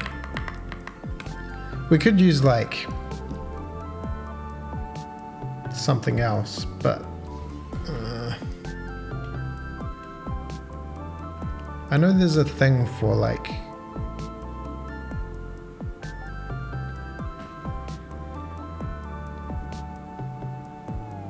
I don't know whether Raylib has that. Maybe it does. It's pretty kind of, in theory, it's kind of basic. You just kind of grab all the things that you need sorting and sort them before you send them to the thing. So another thing I don't know is how big is this grass? What is this size? It's 128 by 128. It's pretty low res.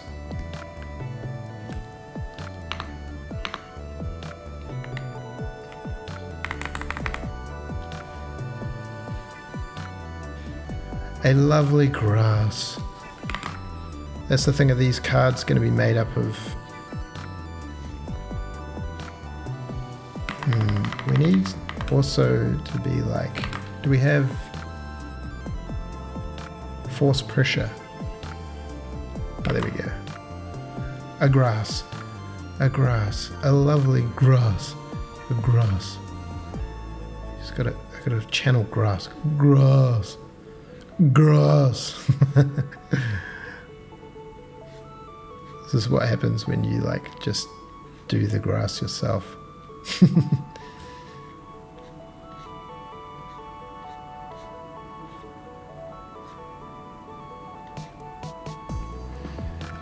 Say that's a grass, and then say you wanted to do like a, can I do something like gradient over the top of this thing? Perfect, that's what I wanted.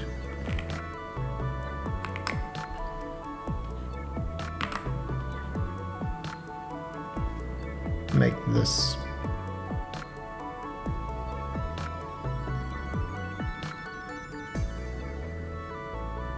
I only want it to apply to the thing though, please. Overlay. Yeah, it's kind of annoying. I think doing that way sucks.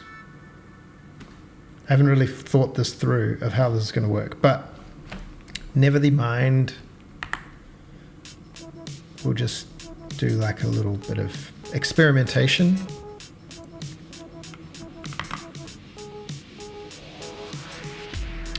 We'll just do a little bit of experimentation on this sucker. I don't know why these ones would be darker.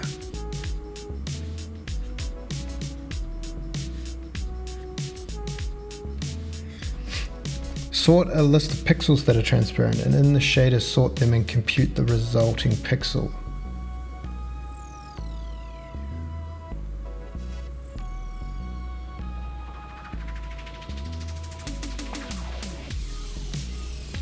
Oh, right, because if the grasses are all kind of being rendered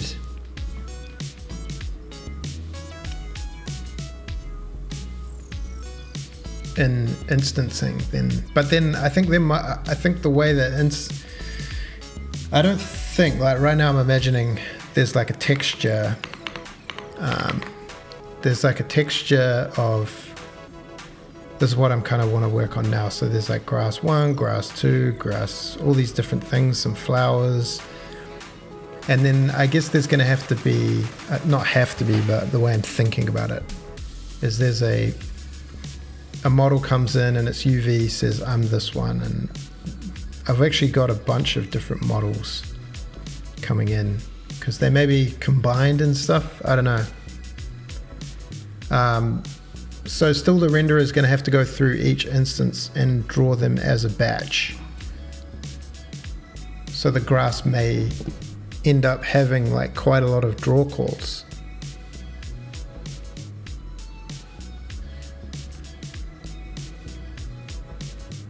Because like if you wanted them all to draw and all to use the same texture map, then they would all need the exact same mesh, right? You can't just instance different meshes.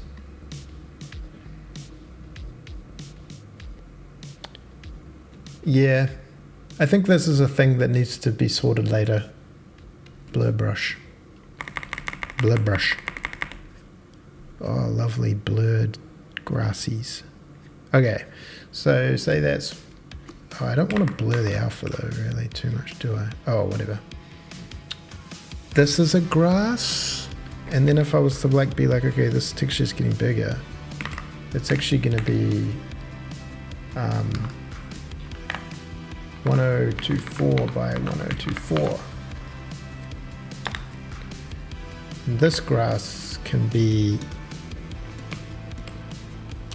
just one of the grasses, and then we could have another grass. Should we make another layer for per grass? Add pixel layer. And I don't know, I'm just making stuff up here. How come I can't sample? What is the sample button?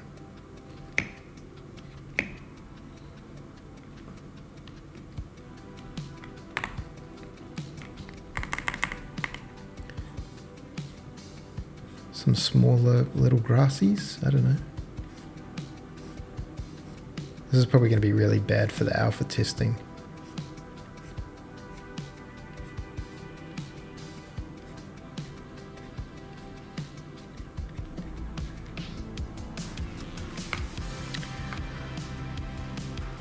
Control Alt click, drag Alt to use color picker.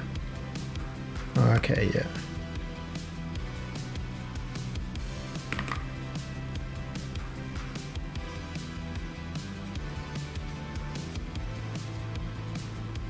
That's a grass texture.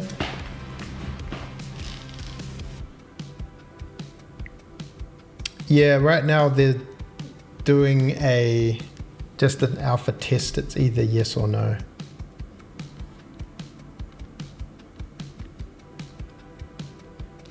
Maybe a little grassy grass, a little grassy colored grass. What is this? Some sort of weeds?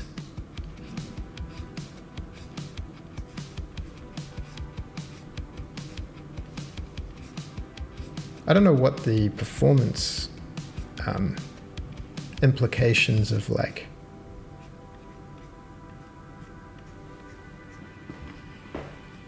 the discard function in OpenGL is. Maybe these can have little white cottontail things on top. Why is it drawing behind them? Oh, I'm on the same pixel layer. It's not drawing on top. That's strange to me.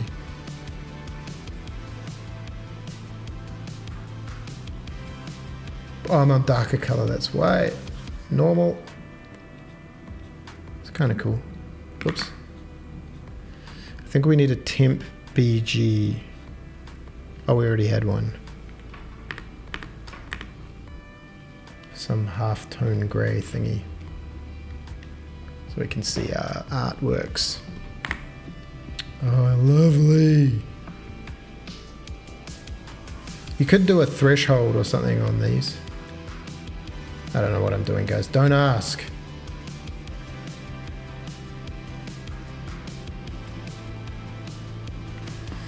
Lovely.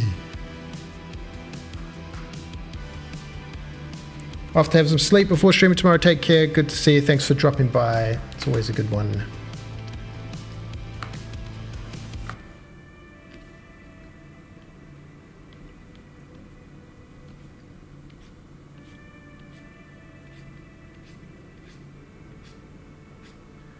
Oh yeah, right now we're color tinting everything as well. She's a bit messy.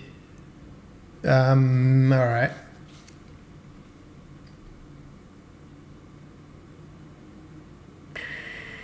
What other grasses can we do? Everything's kind of tilting to the one side. Is there a way to like grab a thing? Yeah, I kind of want to grab this thing, cut it, put it on a new layer and paste it.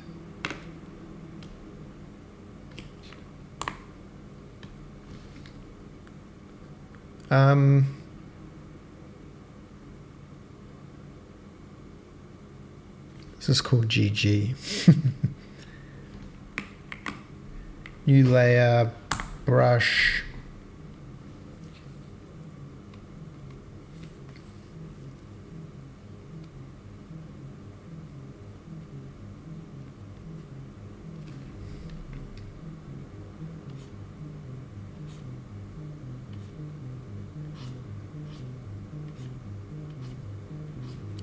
Is there like you could just put a general filter over everything, like a threshold? Perfect.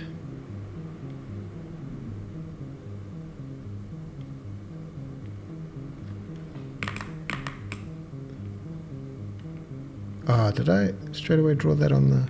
That's weird that that's...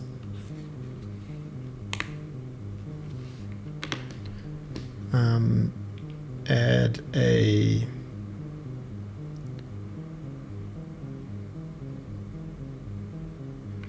Yeah, I kind of want to do a thing that just like caps the... Does this cap blend mode, normal, threshold?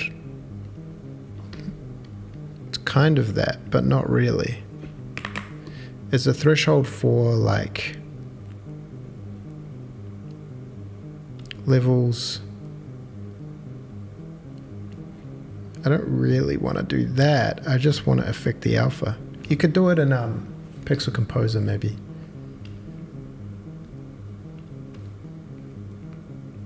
Let's get some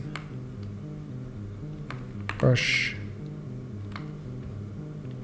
Let's get some little daisies going. Oh, they're so lovely. That's not really a daisy, but you know. Tall daisies. Tall boys.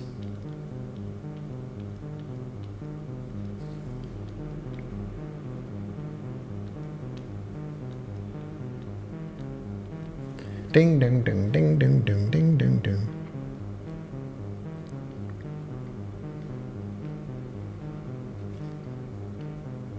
Oh, these are more like daffodils.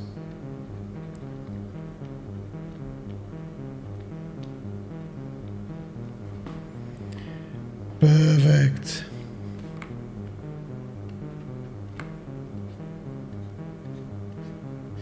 I wonder how much of this is just going to get lost with that alpha. Whoops.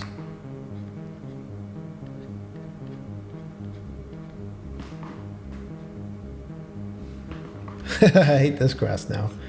This grass sucks. Oh, I'm on the wrong layer. Gotta make sure you're on the right layer.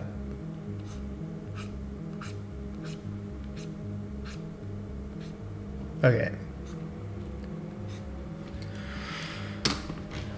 So theoretically, even with this little just newbie little thing,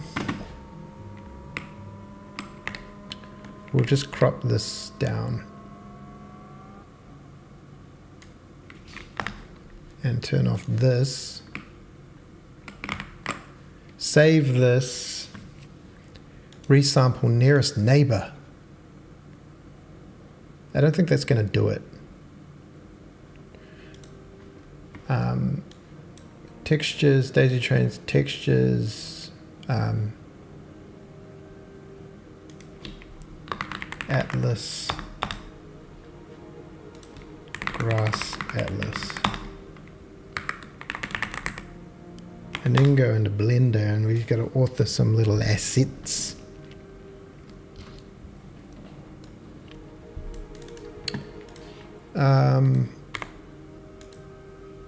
So let's just open this, don't save. Here's our beautiful grass. Grass clump. I don't know why we need, oh, these are just temp assets, rail procedurals, temp assets, that slope rail is, turn that off, turn off this train. This is the one at 000. This is going to be a, oh, where was the last grass clump? Negative 0.25. Okay, so we'll author them at the same height as this one. These have quite a lot of mesh. A mesh, a plane. Perfect.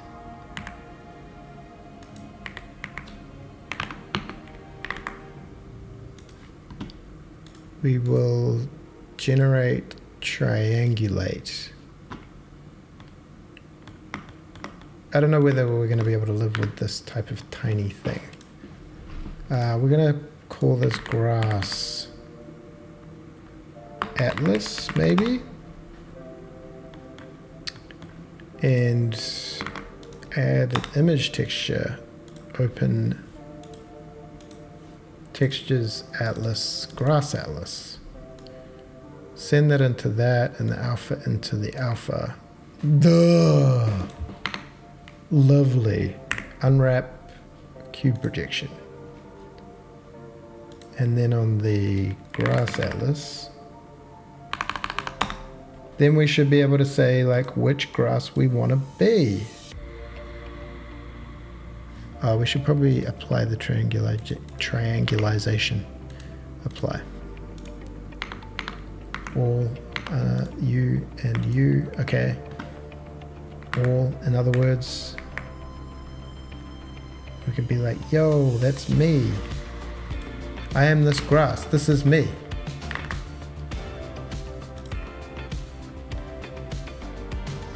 but I don't know whether these planes are going to particularly work. The rendering,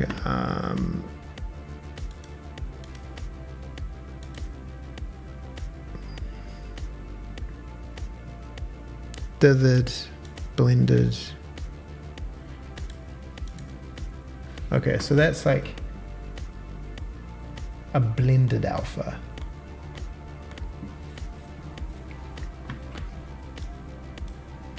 I don't know if this is gonna need like to be like, oh well, that whatever I did there did it. I don't know whether we're gonna need these types of boys or not, because this is kind of the camera angle.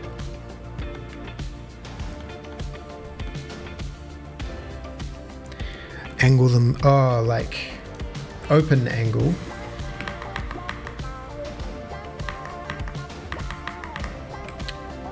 So kind of on the rotate on the Y, like open them up like that.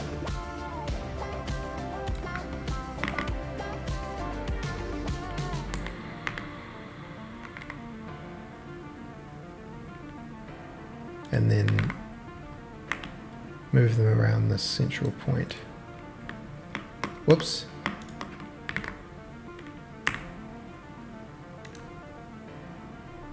Oh yeah.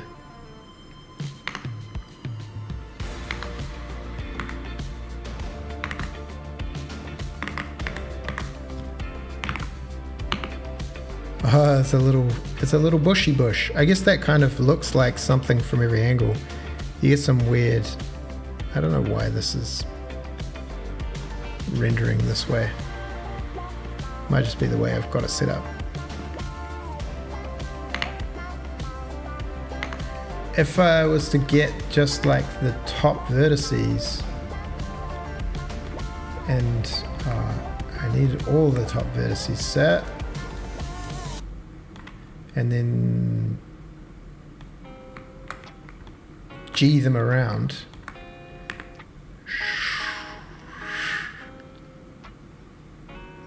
I don't know if that's enough vertices for... It's 8 triangles per thing right now. We could double it. 16? Is that too crazy? Whoops. All subdivide.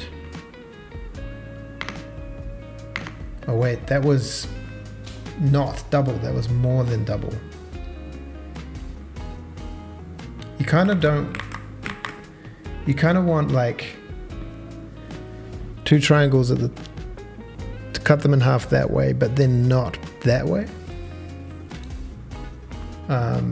Mesh, clean up. Where's the edge? Face tries to quads.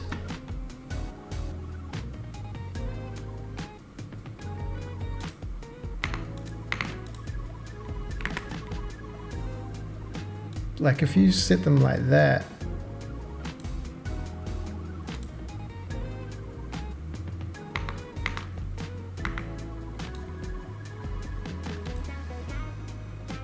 triangulate faces.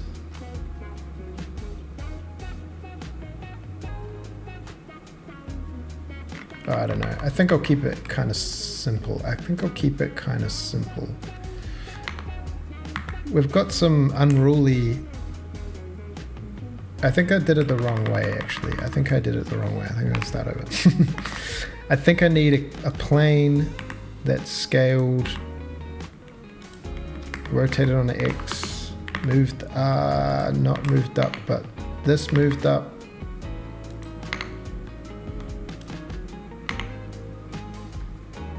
This uses the grass atlas again.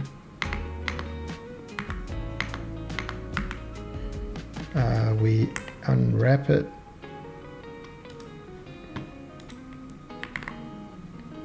we set it.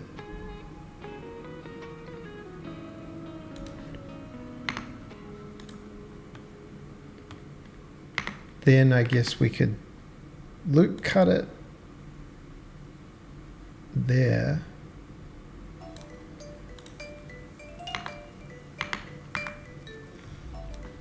Face triangulate. Okay.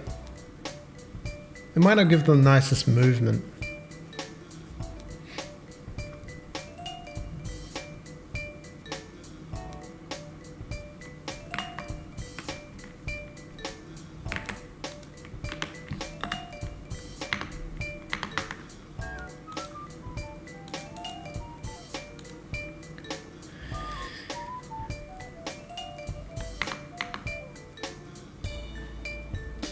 How many triangles does it say? It says 8 triangles. 3, 4, 5, 6, 7, 8. Okay, we'll go with that.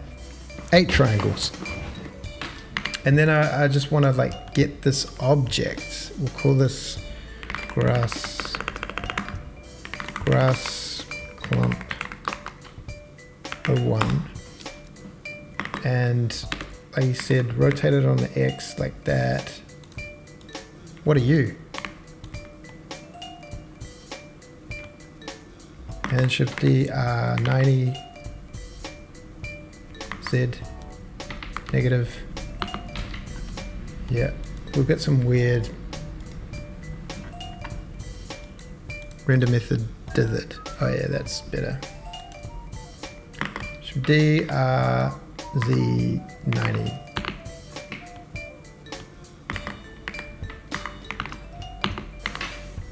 So that's like a say that's a grass clump. And we get these 4 and we can joinify them. Now it's 32 triangles. It's quite a lot. But we'll try it out. We'll see how performance goes. Okay, that can be grass clump 1, and we could be lazy for now.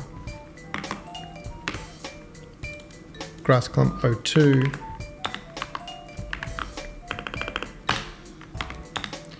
And turn off that grass clump 02, and then just move these over.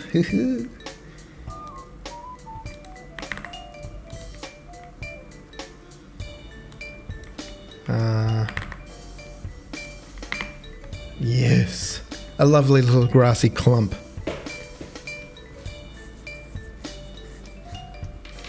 This grassy clump looks a little funny.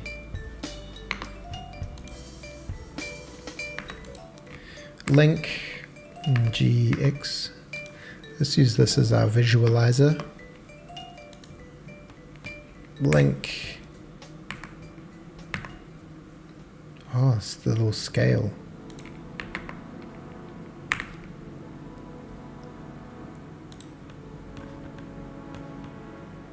Has a little weirdness going on. Link, not link, but link. Link these. Maybe it's better if there's a thing in the middle. Link, turn off that. The little middle part's not the greatest. Don't worry. It's just an experiment, bro. It was just a prank.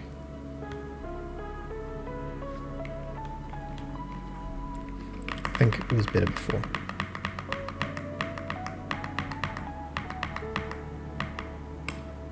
All right. Is that really? Oh yeah, it looks kind of cool from certain angles.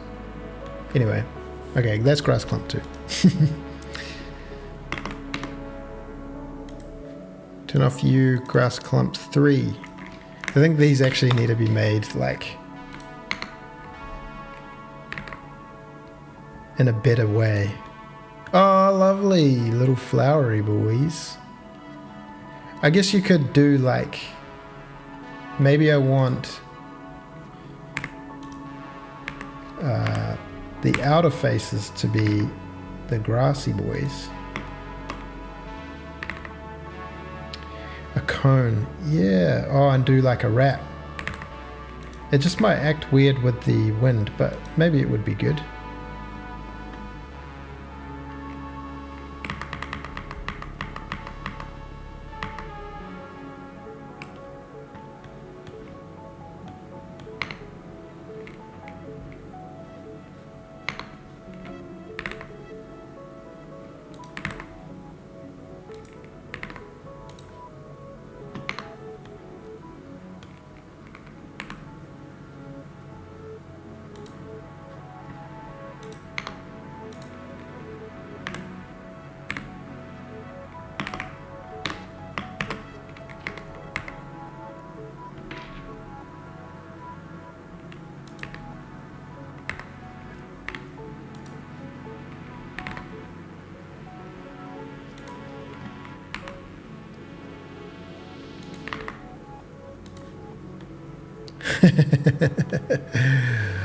Does look a little funny.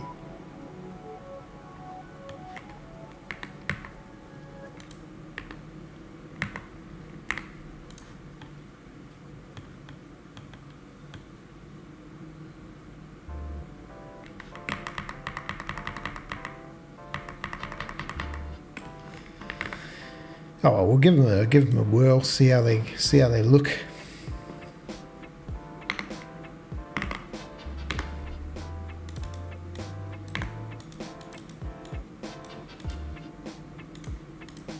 I guess there's still a lot of system stuff to deal with.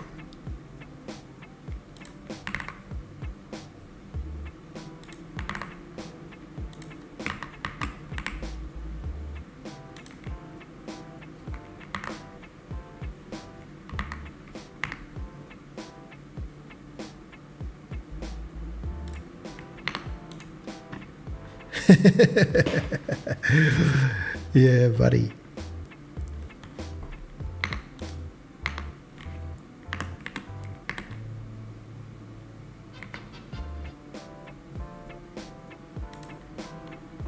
Perfect.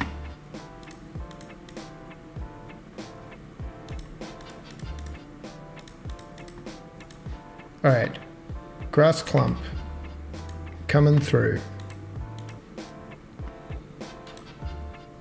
Prototype grass.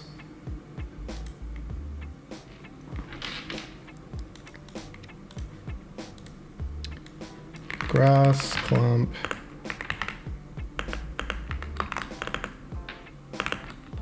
Oh, 01. Export. All it's got is the thing that seems right.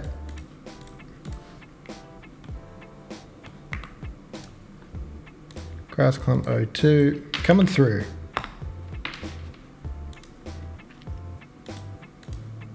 I still need to build the whole way that the grass can like pick a random one. Right now they're just matrices, but I guess they could have a little enum in there as well, something.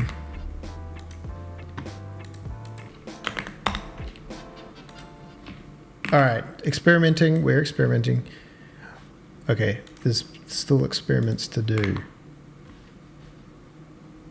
Looking at this, right now they're gonna each load the texture in. Maybe this isn't prevent texture reloading. Maybe this is not super important now. This is like an optimization thing. Because right now they're gonna load in that texture like 4 times, where they could just all use the same one. But we'd have to write a thing that like each texture gets loaded and stored as like in a map with strings and the file name, and if that, it probably wouldn't take long, but I don't think it's a major loading a little texture 4 times. He says naively.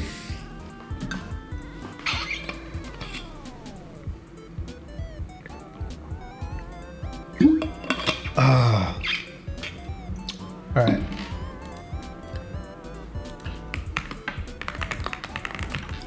Game models. Sorry that I'm not experimenting more with stuff. especially with those. I think they could be good ideas. The cone and the cylinder and stuff. Just a little set in my visualization. We could have a thing in game terrain or something.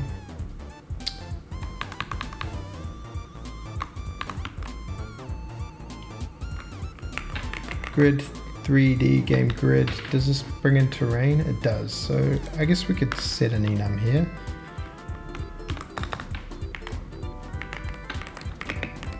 Enum grass type or something. Grass the one. Grass. Is this a dumb way to do it? Do I even need this?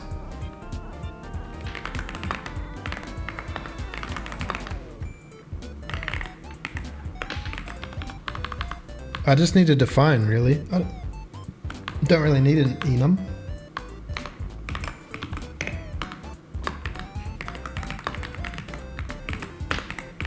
Because in models we're going to need grass clumps. I'm just going to axe this. Grass clumps and is it a terrain grass clump count?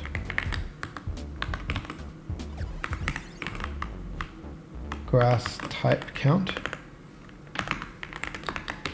Is that a thing? Game terrain, grass type. It doesn't.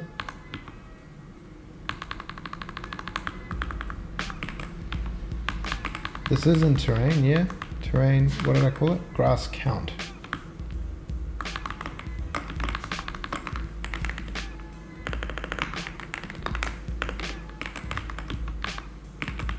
Yeah, you're a thing now. Yeah, you are. You know about me. You know about yourself. Grass clump. Okay. Oh, so we need to do this for each.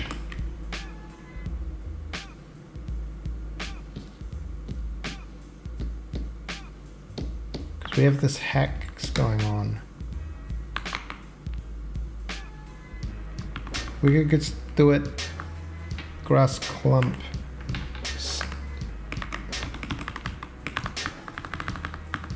Grass clumps 0 equals grass clump 1. Is that what we called it? In fact, we probably didn't even put them in here, did we? Models, scenery, grass. We still need to actually copy them over.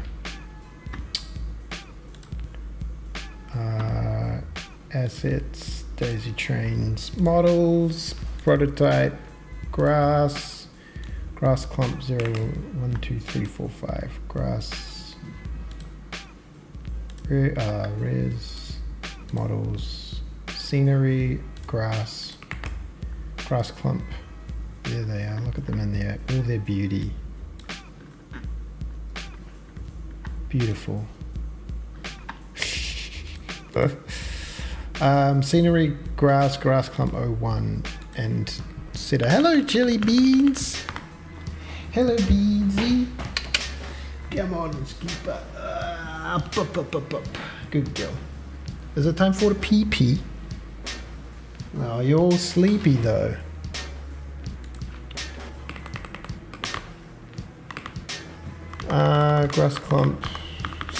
Grass clumps 1, 2, 3. We're just still loading 100,000 instance size for every model in the game on the GPU. No biggie. Okay, and then we can do a for view size, terrain, grass type count. And then we can say game models, grass clumps, I, materials 1 double-sided equals true. We can get the render object. grass clumps. I render object IDs, set the object foliage object. And then for, I don't know, do you actually have to unload shaders? Is this a thing? I mean, unload models and unload GPU stuff, or does it just get rid of it? Hey, Beansy, no licking the book. Good girl.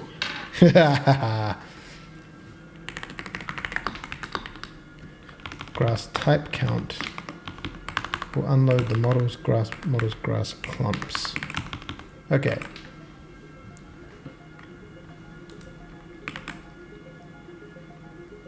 That's good. And then now in the game grid, we need support for on the cell what grass type it is.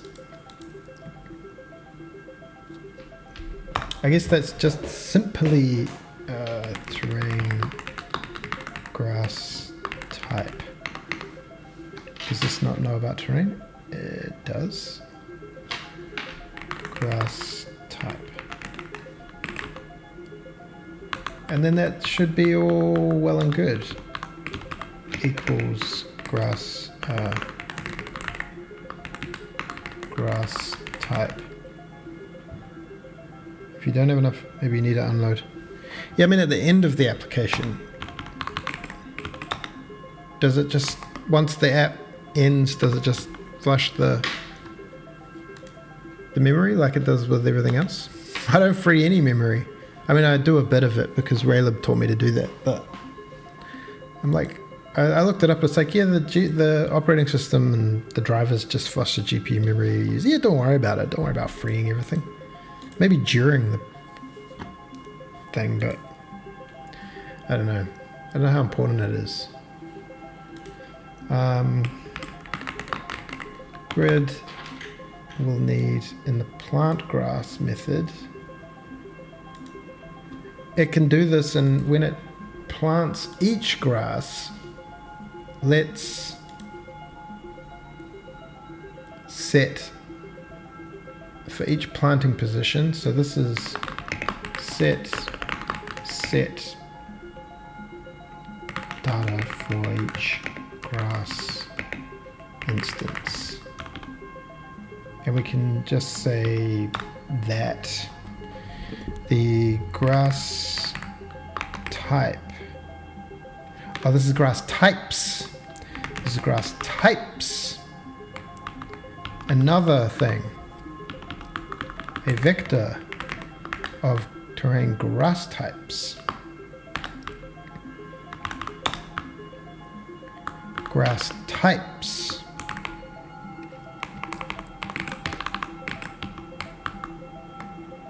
Grass types dot pushback.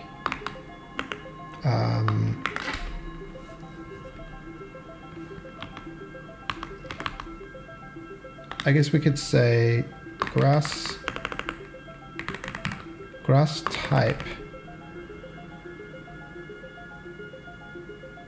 Yeah, there needs to be. I was thinking about that. I was thinking about even like each terrain picks a predominant thing, like a flower or something. Maybe there's like base grass and then it picks a flower, and then when the next cell goes, it looks around it and looks for what the predominant flower is, and maybe they can propagate or something. For now, I'm just going to pick random because I just want to get it working. But yeah, weighted flower list is a good idea. In fact, you could have grasses and flowers. What I need to do is I need to get all this data off the cell.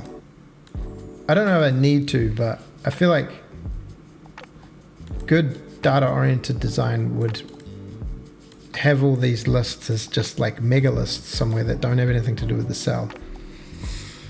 Grass type. Yeah, flower patches. And then it's like, oh, there's lots of daisies in this patch, so there's more likely to be more daisies in the next cell. And so you get these like larger patches of daisies.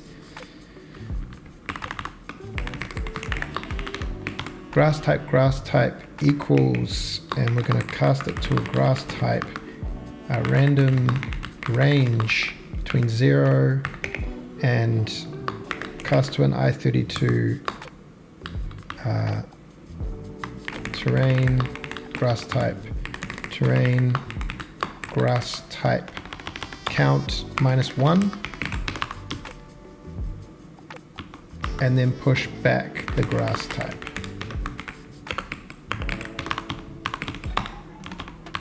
And we just need to be aware that we also want to do this for the grass type. Grass type, types of the grass. This is the removal of grass equals grass types. We do unordered remove grass types dot size -1. So we get the last element, put it in, and then grass types dot pop back. Clear grass will go grass types dot clear. So this should probably be a struct called grass instance that has a matrix, a tint. Right now we've got tints. We're not actually going to use these tints, I don't think. Okay. Now in editor, I don't know if there's another step we have to do. Editor.cpp, we're going to have some errors of drawing the grass. Terrain render. We might not actually because we didn't draw grass. Okay, yes, grass clumps. And we get the cell grass types of the grass index. Yes. And then bada bing, bada boom, we push and play and it works immediately and doesn't crash.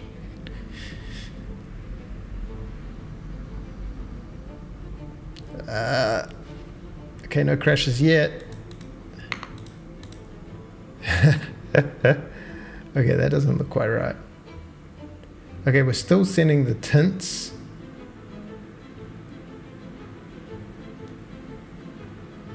Let's get rid of the tints.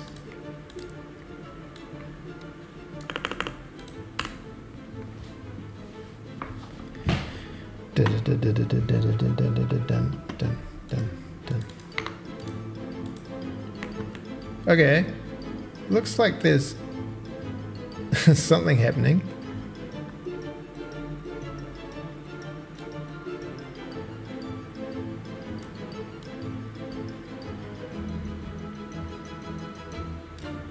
Hey, little grassies. They don't actually look too bad. They're just a little sparse. Oops. I don't know why there's so few. I look here, it says grass count is 100. Does that look like 100 grasses to you?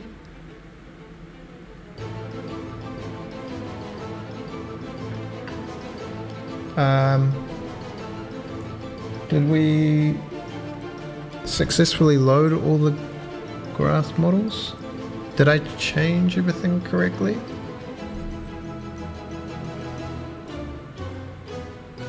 Scenery, grass clump, 1, 2, 3, 4.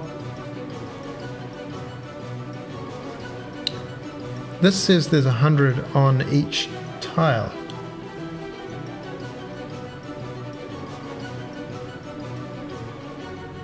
I can see the 4 different ones. It just doesn't look like 100 of them. Unless we went out of range on something. But we should have got an error. Well, this music's hectic.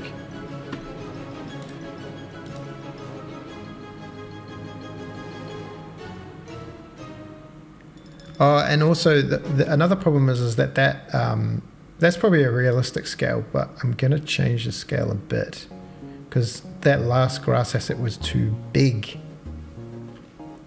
So the random range of scale is 0.2 and 0.5. We'll go from 0.5 to 1.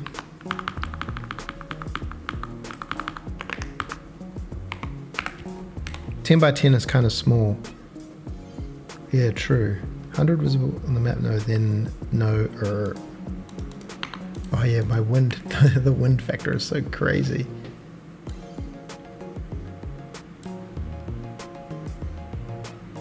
The scaling helps a lot. The wind doesn't work so well with these assets.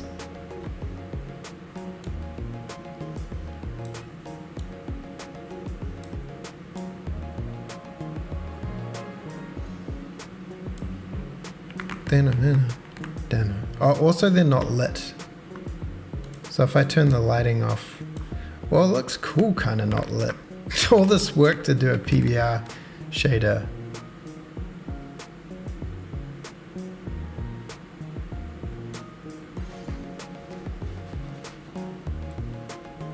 You get this weird warpy, wobbly. Wind direction, scroll speed, we'll turn that down. Oh yeah, there we go. Sway, whoa, the sway guys, we've got some sway issues with the way to, just relax, everybody relax.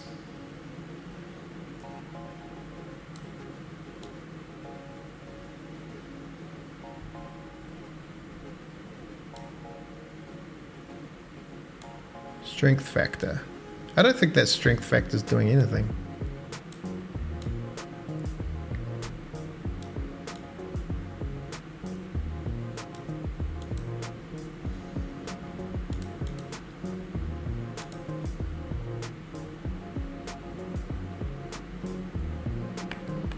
Looks kind of cool. Yeah, we had it in that last one. Speaking of beautiful, this map's called Beautiful. Oh, we need lighting back. The flat shading's too much for me. It's just too sparse. How many instances are we doing? This is 7,000 instances again. And it's taking about the same amount of time for how many instances? We could just scale it up more. Or we could try for more instances. Definitions. We do have max grass on cell 100.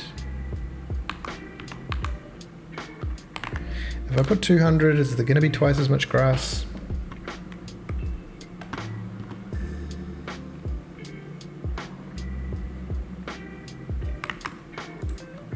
Oh, these grass defaults are so funny.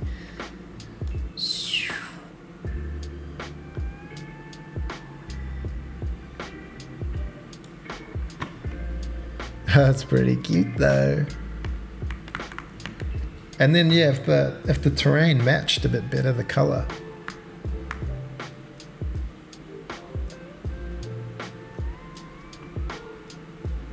Oh yeah, we got 1,300 grass thingies.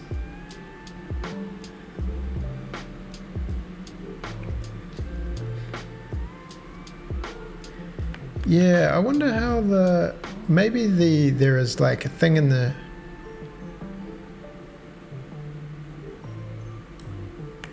shader that's dictating how much of the Y position it's using. Well, it's pretty cool. I want to change the color of the terrain a bit.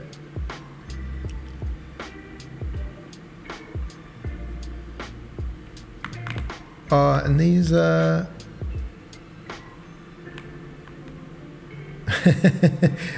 whoa, we're losing quite a lot of time with these.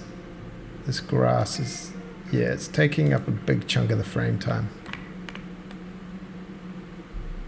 It looks quite cool at that density. Maybe we'll put it at 125 and we'll have define min grass scale at like 0.8 f and define max grass scale at like 1.5. What did we do here? We'll just chuck these in as min grass scale, max grass scale. It'd be cool to have a thing that could Frost and culling work. Yeah, whatever the frost and culling thing I did, I followed a thing and I just think it's not a good implementation.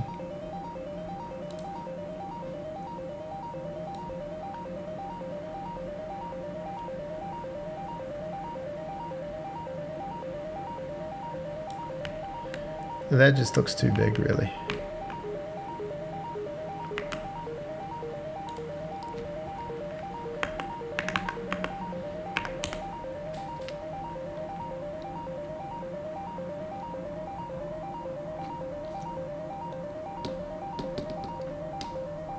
Yeah.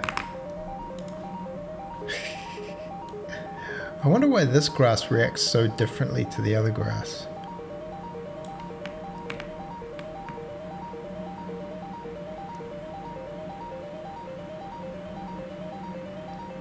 So many daffodils.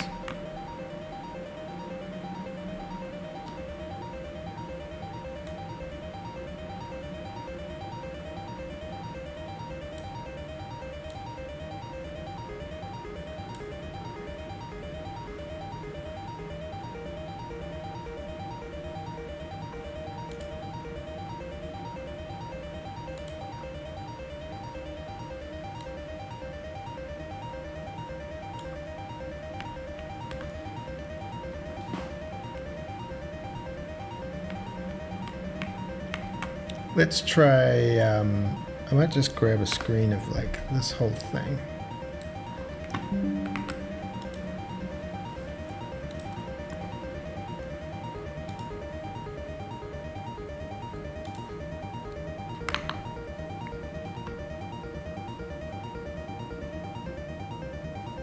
Man, I'm snacky, man. I'm super snacky.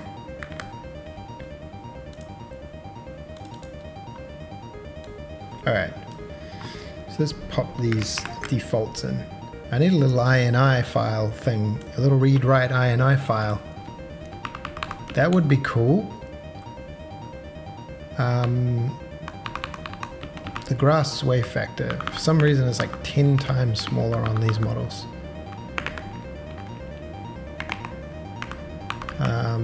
0.1 to 0.4, 1.32, and those ones stay the same. Okay, so that's a good starting point. I might just bring up one thing that's kind of interesting is that the lighting goes through like a tone mapping, but the plants do not. If I look at the PBR fragment shader and the grass fragment shader, I could do a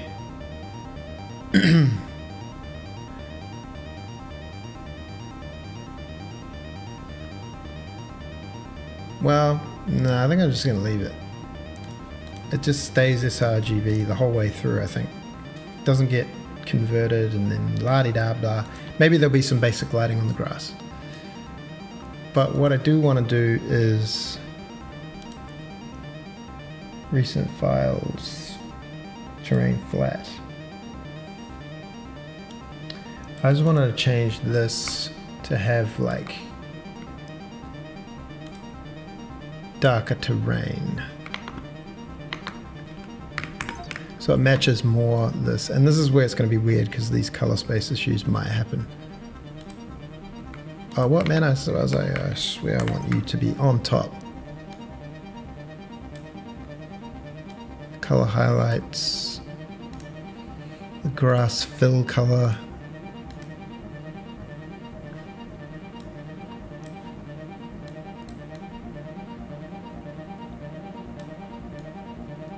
It's time to get into the background grass base layer, plant based grass. And then this thing here of like grunge. What is this grunge something or other?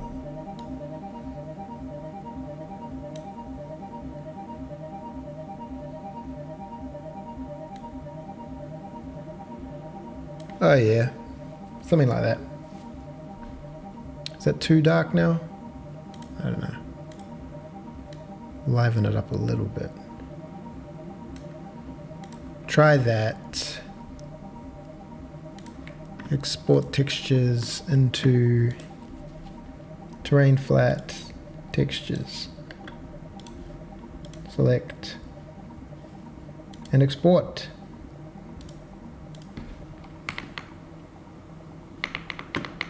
Man, we're jumping around a lot. We're doing a lot of stuff. So we want one, whatever this is.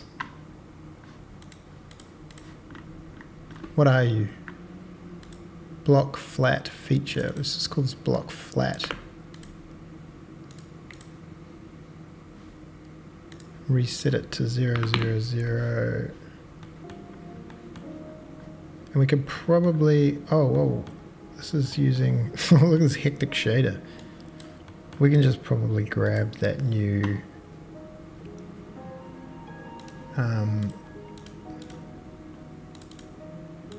thing.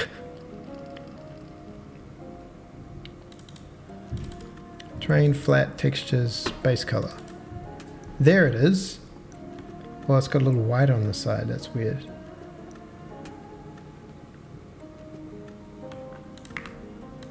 Looks a little drab, if I'm being completely honest.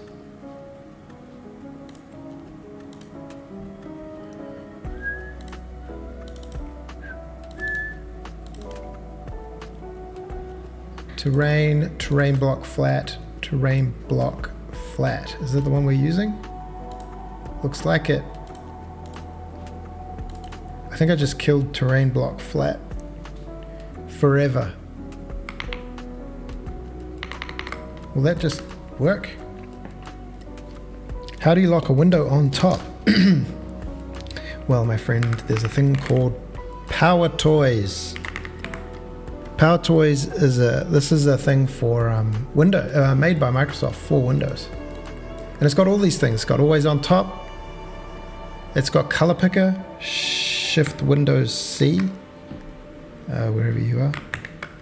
Was it Windows Shift C? Pick a color. Where are you? I already have it open. Color picker. Yeah, this thing. And then you can pick any color on your screen, and it'll give you the values and stuff.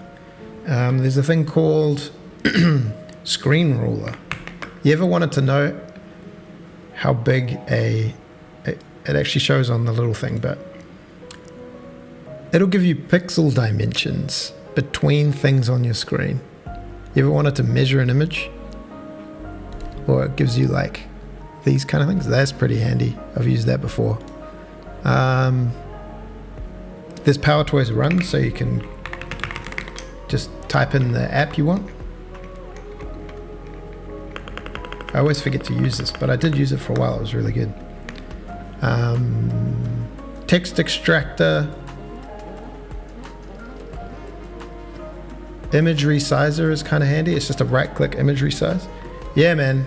Power Toys. How do we not know about it for so long?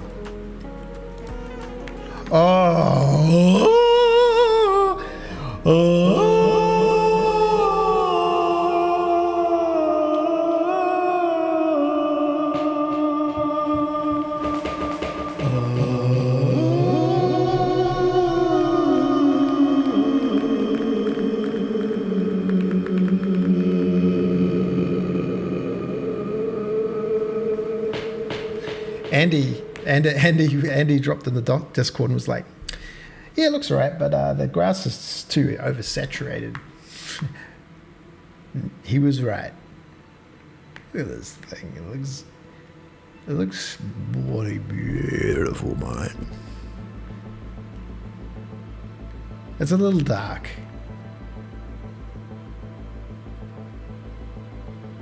But it looks rich and full.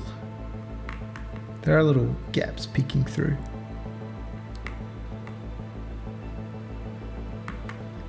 Let's get a little more screen going on.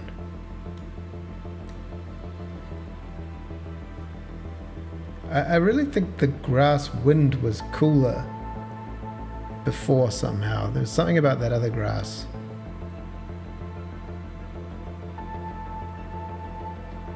Oh yeah, that's not what we need. We want this to be nice and large. big. And then, when strength factor does nothing.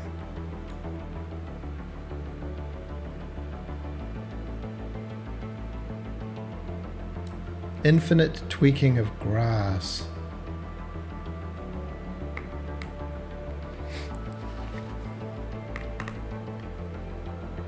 Oh yeah, there's an issue here where there's no slope mask, so it just grows through this.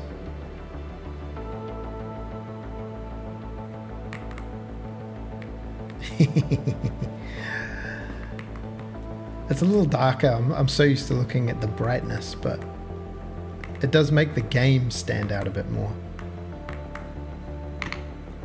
Let's get a train on the tracks, see how we feel.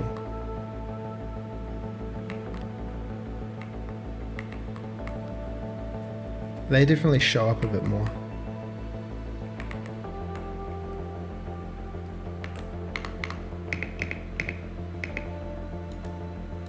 Oh yeah, these ones are too hectic now. Ocean. Yeah, I feel like it needs to like lift a bit, but having the grass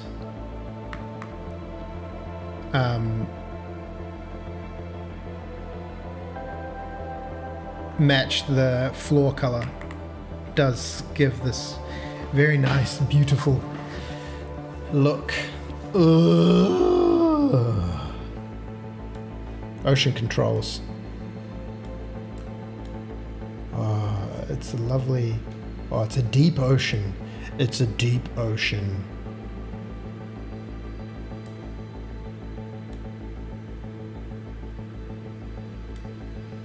With an ocean sky, a deep ocean sky color. It's a deep dark. Now it's a serious game. Now we're in the jungles. What are we making a game about? Is this about trains? Or is this about blocks?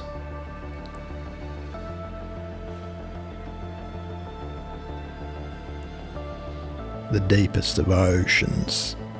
And the one ring of power.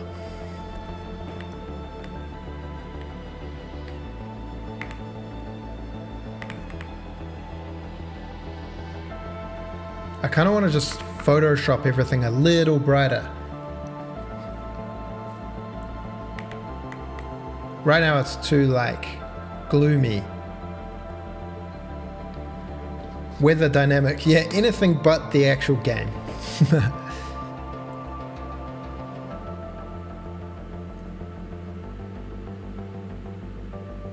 Wow, the more I look at it though, the more I like it. What happens when we get some lighting controls? Let's make a little control panel over here. Dock the controls, dock the controls. Dock the ocean controls. Oh yeah, oh wow. The flat lit does look kind of cool, eh?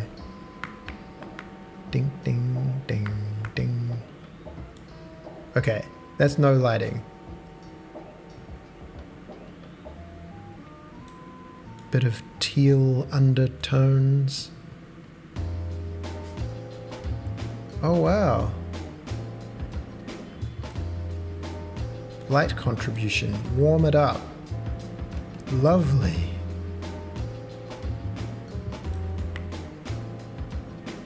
I need color grading. Oh, that actually juiced the boost a little bit.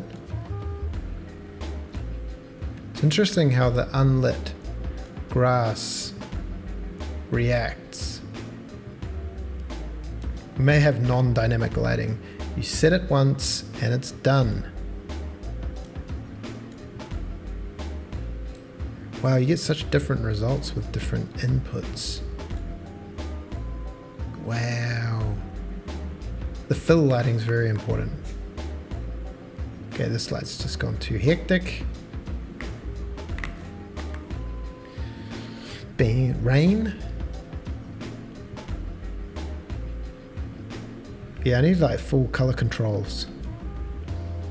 Oh no, we're in a red sky at night. It's a crazy ocean.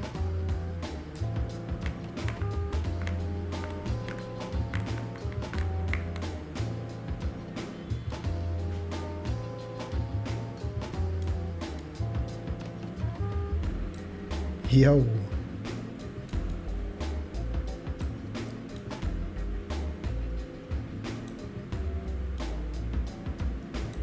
That's kind of interesting. You get a little tintification. Yeah, we're looking like Transport Tycoon 1993.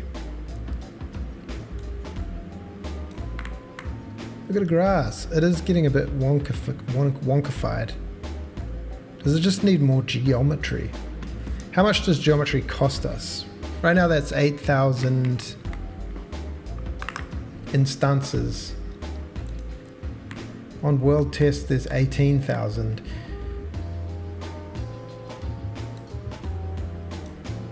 Yeah, I mean, it is something. Right now we're drawing all 18,000 no matter what. Look at this crazy island of Aztec island over here. Slopes are gone from the game.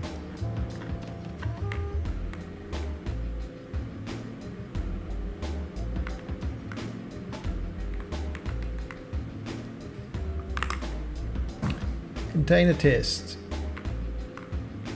That's 100,000. Takes 5 milliseconds. Slope test.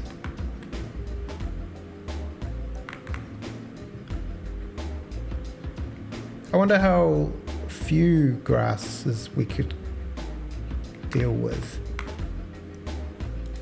Trees. The trees look awful now.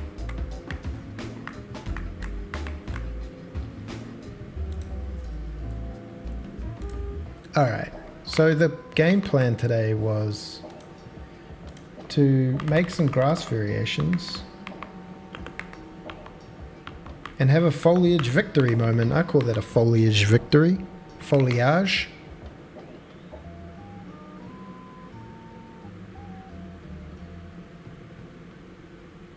Yeah, I wonder if there's like a way to do like a sample like this world noise. Imagine taking that, creating a value map, and then saying like what type of grass, like it's a Perlin noise grass. I feel like we had slightly cooler. Oh yo, these little rustling winds are pretty cool, eh? And look at some of this.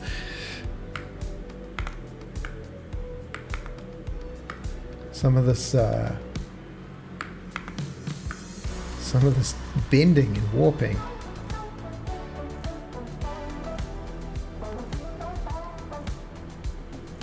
I just want to be able to render infinite grasses. Is that so hard?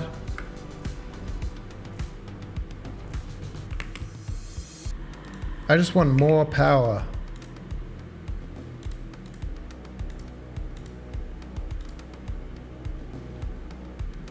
Is that so bad? Is that such a bad thing? Oh, whoa.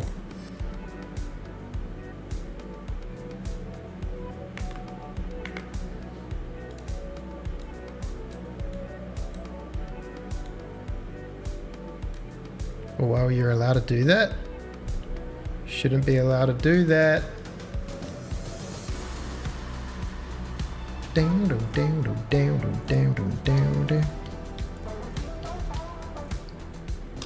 Yeah, I'm just grass crazy right now.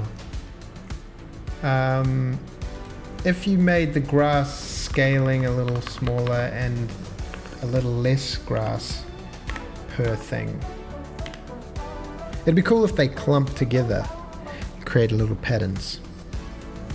I want to bring in the fast noise library for that kind of CPU based noise sampling. Hey, that's a little less dense.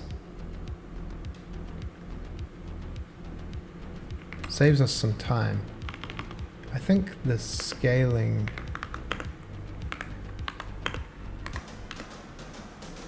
don't know. Part of me just wants that full grass.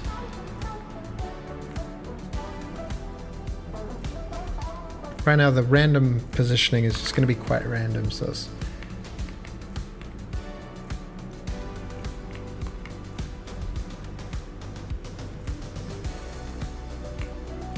bam, bam, bam, bam, bam, bam, bam, bam, bam.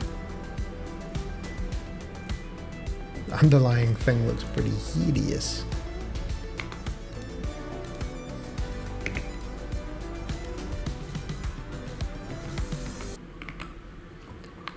Maybe again with the 100, but again with the smaller scale.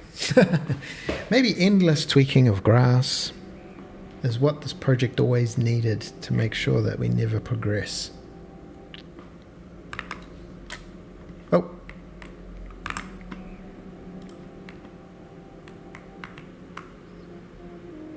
It's funny, the flowers just kind of disappear. The alpha test just kills them.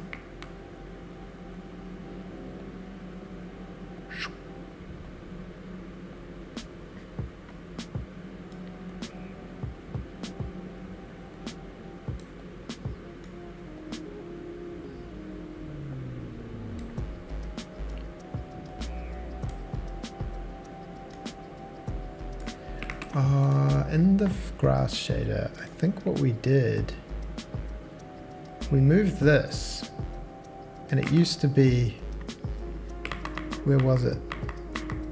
It was up there. That just toned down the whole sucker. Beautiful. Oh yeah. Now there we go. That's what we wanted to see. That was more it. And then when we turn this one up, we get a nicer result.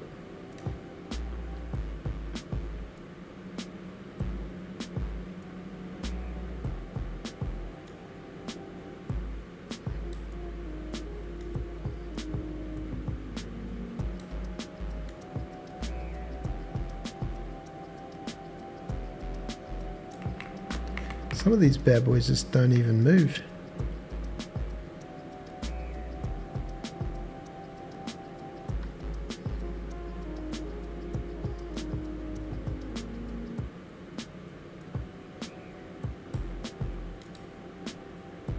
It's kind of cool. Whoa, when it's really big.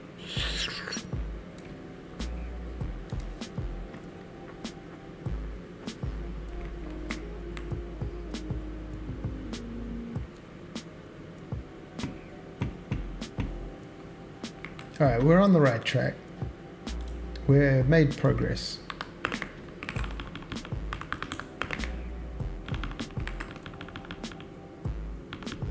And the performance is within reason. Surely there's ways to improve it with some kind of magic. And that's 3 hours. In 3 hours, anything's possible in 3 hours. Prevent texture reloading. I mean, that could be a... Right now it's going to... Here's a question. If you ask OpenGL to bind a texture that is already bound, will it still bind it? Does that even make a difference?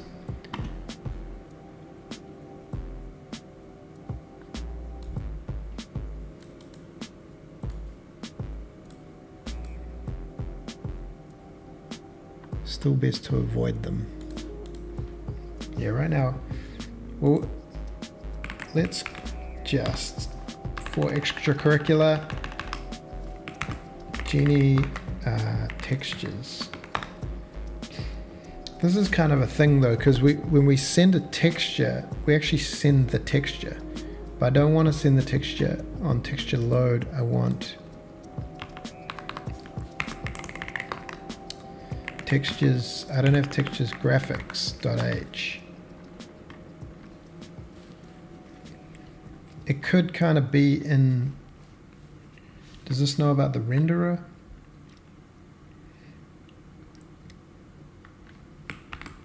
Genie renderer. Okay, we'll put it in graphics. We're there. In the actual graphics thing. Okay, we don't use that one. We're gonna have texture loaded, a vector. We have a vector. We're gonna have a map. We're gonna have an STD. Map of string to texture. Loaded textures. And when we call texture load, texture load,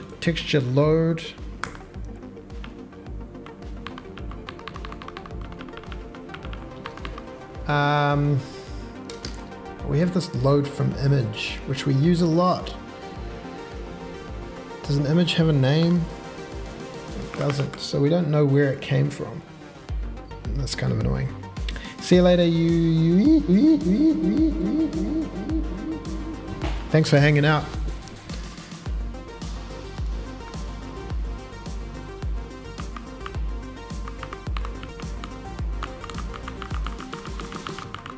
Oh, this is not going to be as simple as I thought.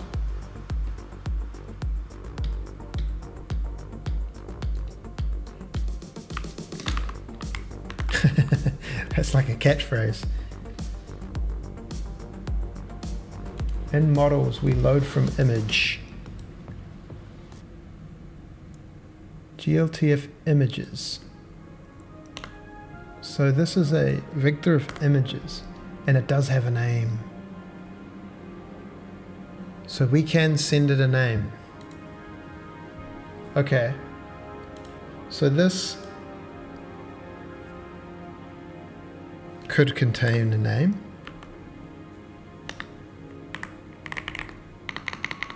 Name. And then in textures, when we load the image, texture equals texture. We can say if Genie graphics dot loaded textures dot find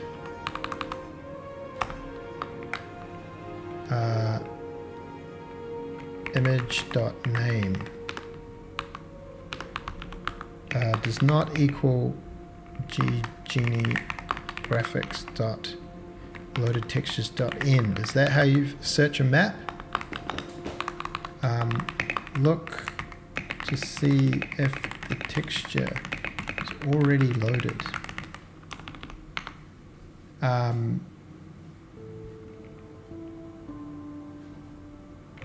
So these are going to now give back pointers. It's going to mess up our whole system. When we load a texture, we're going to get a pointer, we're going to get a pointer, we're going to get a pointer.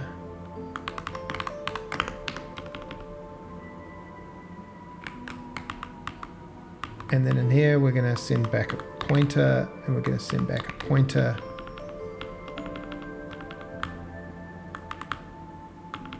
We're going to return Genie graphics dot loaded textures image dot name, and we're going to send a pointer of that. Surely this isn't going to. When we create this is create a new texture. Create a new texture. Then we're going to say that Genie graphics dot loaded textures image dot name equals texture. So we save it on there, and then we return Genie graphics dot loaded textures image dot name pointer to that. Simple-ish. Image load, file name, image load.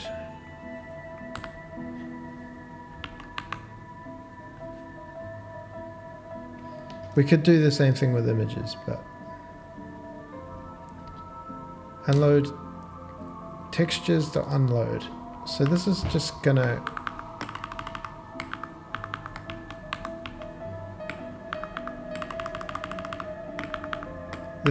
be a thing that unloads all the textures.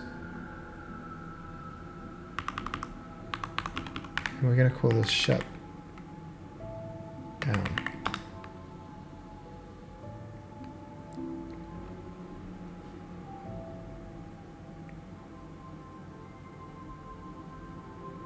Discard, let's just do it manually.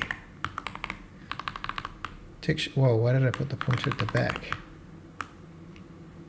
Texture pointer, yeah.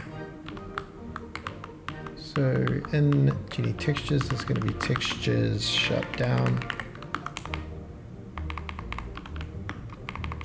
And then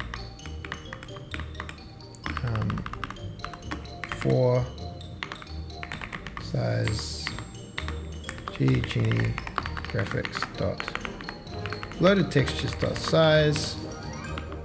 Oh, there's another way to loop through maps. For auto reference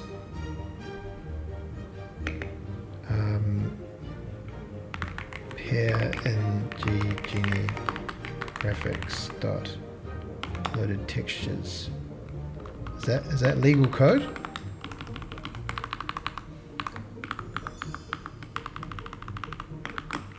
pair.second.id. Hey, it's legal code.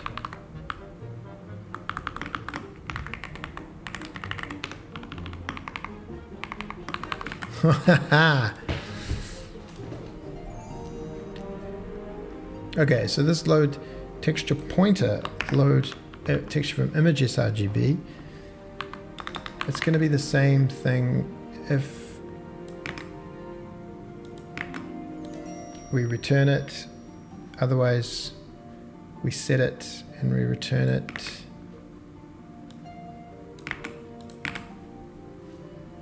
Up here, we say texture pointer equals load texture from image, and then we can return the texture. And now we've disrupted our whole thing. All these things need to be pointers. Hopefully this isn't too big a destructive effort. That'll clean up all those errors, but create new errors.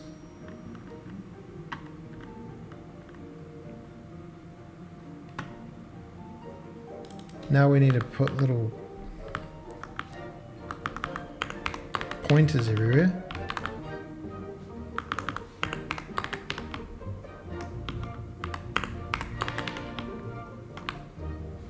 Oh, so annoying. Not too bad. Okay, build, and we're going to have a lot of errors.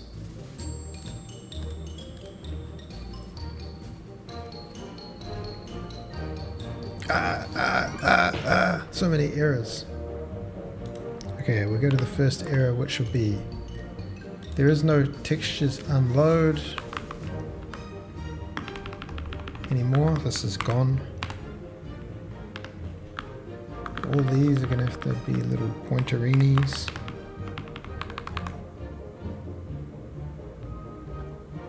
What? Oh yeah, it doesn't update the errors until after. I'll just do them by hand.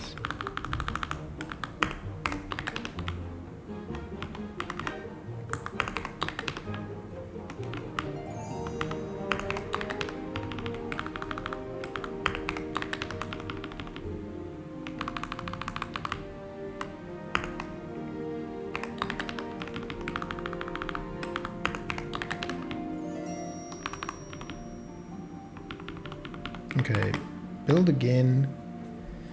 Error. Ouchies. That makes sense.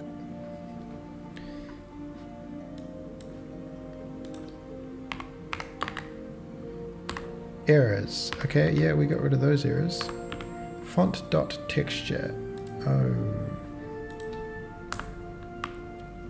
We don't actually have a font system yet.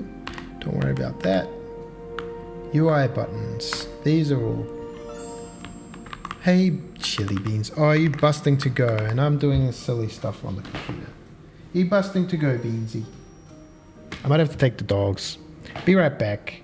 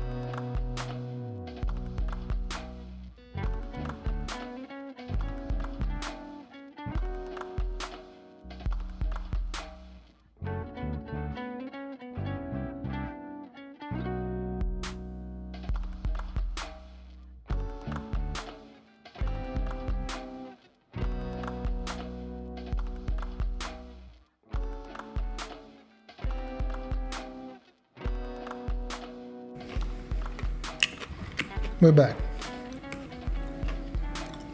How are the dogs, Jesse? How are? They returned from their thing? Oh yeah, that's right, we're in the middle of breaking stuff.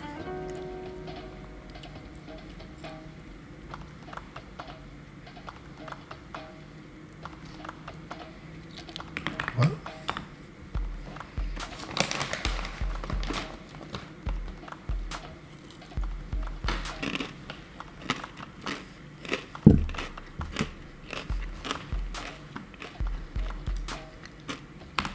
Okay. UI buttons are alright. Texture. We have to get that. Then the models, ocean map large. These need to be pointers.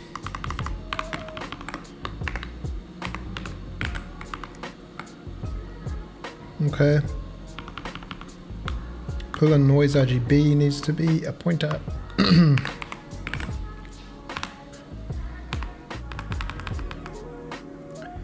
Then the railroad textures, they need to be, these all need to be pointers. The train UI buttons, these need to be textures. I can see why it took the guy 7 years to make Animal Well. Grass mask textures, they need to be pointers. Okay, let's see where we get once we do that. Error, error, error.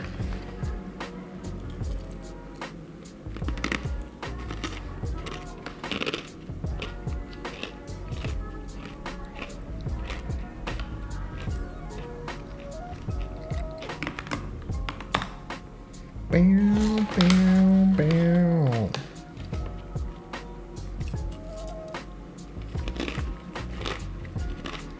Let's just call it from here.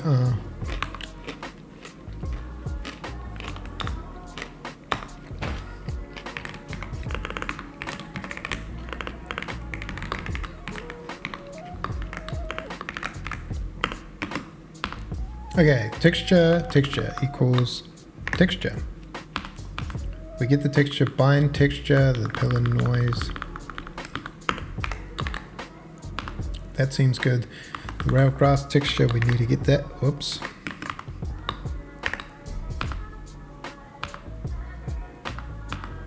Okay.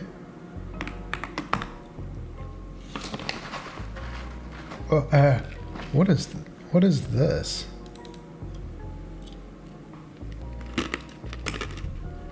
Oh.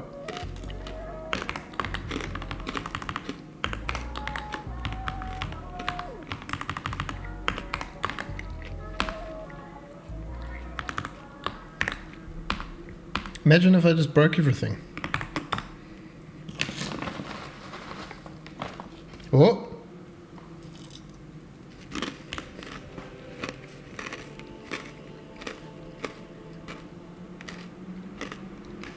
Oh, ouch.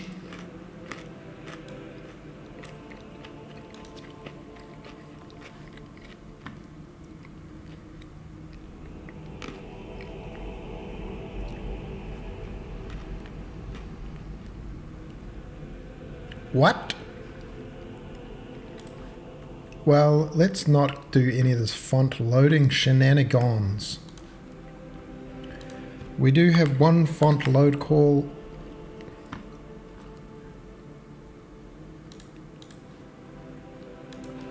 We won't do that.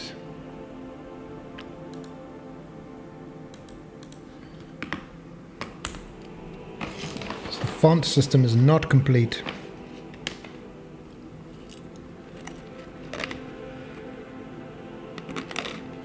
Something looks different.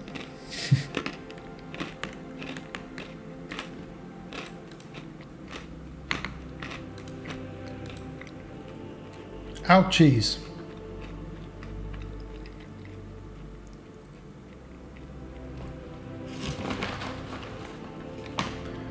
Whoops.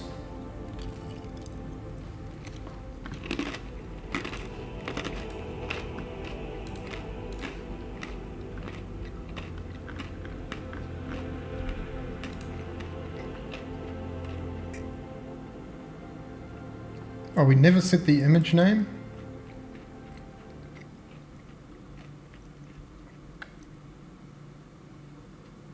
Yeah, we never actually set the image name. Image load.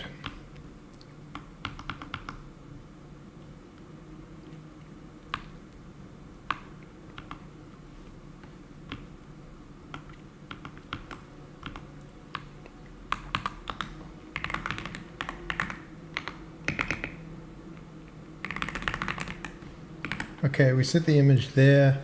What are the images? Unload image, load image, image load.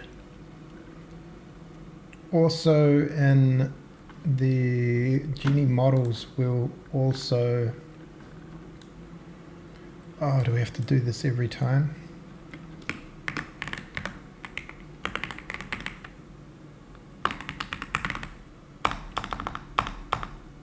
Okay, and this one, I guess we can say the image.name equals gltf dot images name.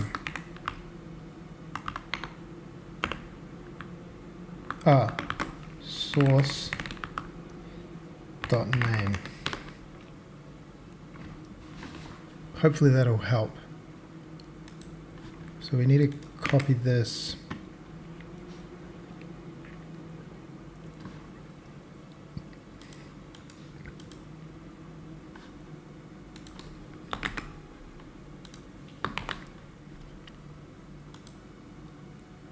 Having them embedded in the GLBs is a little bit...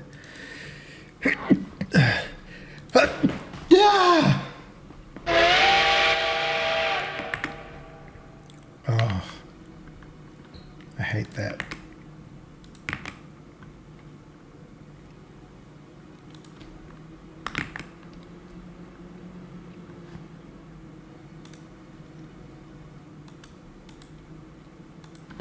Okay, does that improve things?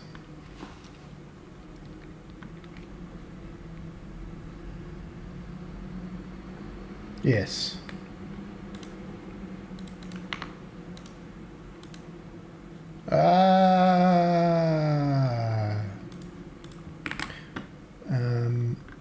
Genie textures, load image. Image equals image load. And that sets the name. And then load texture if image.name equals this,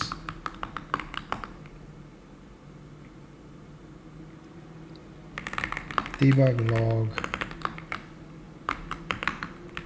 error, image contains no name. We'll stop there, and on here we're going to say debug log info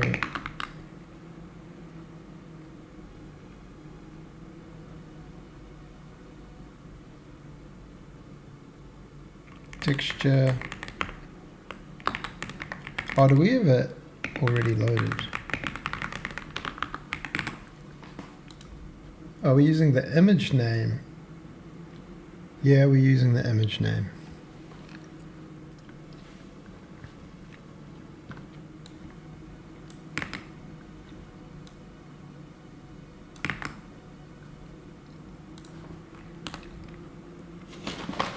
I hate it when extracurriculars become complicated and difficult.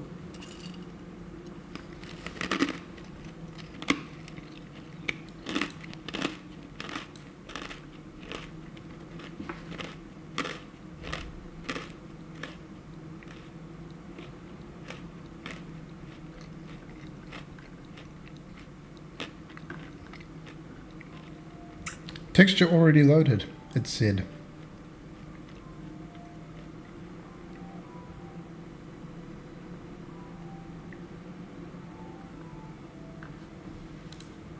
But then we still get crashes, don't we? Object, parent model name, terrain block. So the materials got all... Oh, okay. So now we can just, we don't have to save the ID. We can just say if there is one.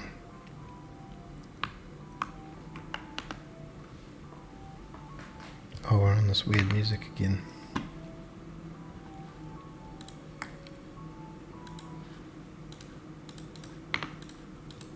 There we go. That wasn't so hard. And we saved loading 4 tiny textures.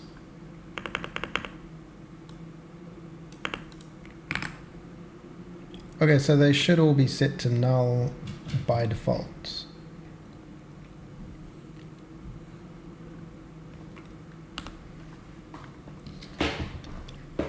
Yes, we're very textural around here. Beautiful. Oh, yeah. Whoa. Okay. In debug mode, grass makes it 80 frames a second. But debug mode just sucks. Anyway, I don't know why it's so slow. There must be a way to make it not so slow. I don't need to check for absolutely everything.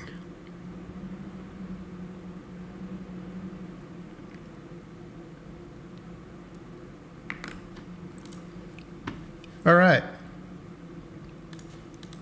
So that way, if we had like 50 different types of grass, we probably don't need 50 different types of grass, but at least now we've got a way. Oh, this active node count is a lot of 34,000 lines.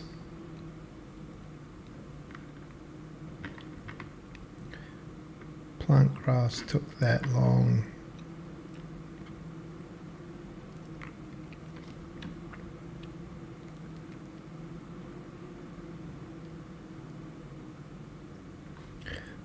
Texture already loaded. It's support. It's support for objects using the same texture. We just need to then have the renderer say, is this the one that's already bound?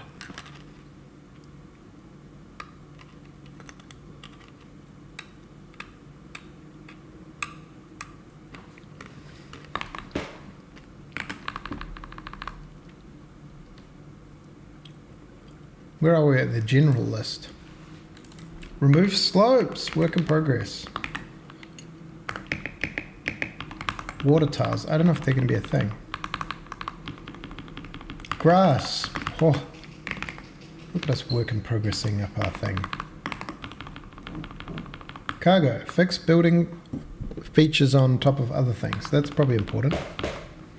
Stations, make placing of resource stations retroactively fine, so that's probably important.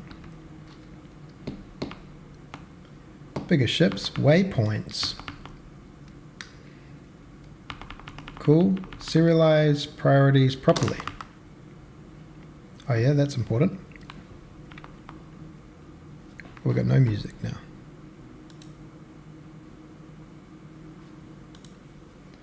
Open node.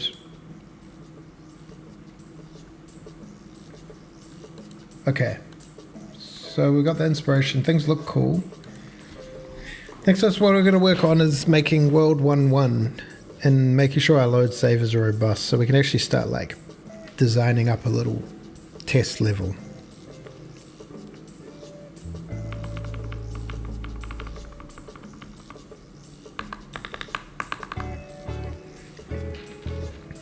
But as far as where are we at? 3 hours 46. We got pretty good. Oh, one thing I was just thinking about with this then. Wait, we'll go. I need a hotkey to like go release mode. Release mode.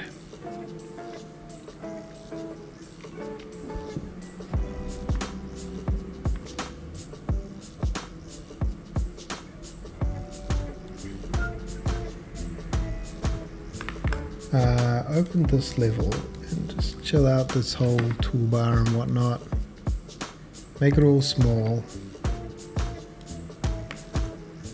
And then I was like thinking, always thinking's a dangerous business, Frodo Baggins. On here, we have the desktop. Can you put filters on this and add a color correction and actually change the way it looks? Saturation. Oh yeah, so this is coming to the stream, giving a bit of juice and boost and a bit of a hue show. Oh wow, okay.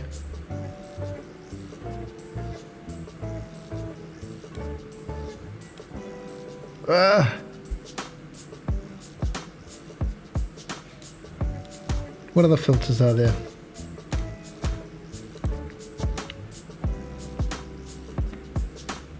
HDR tone mapping override. Boom. Max RGB. Oh, I don't know what I'm doing. Probably shouldn't play with this.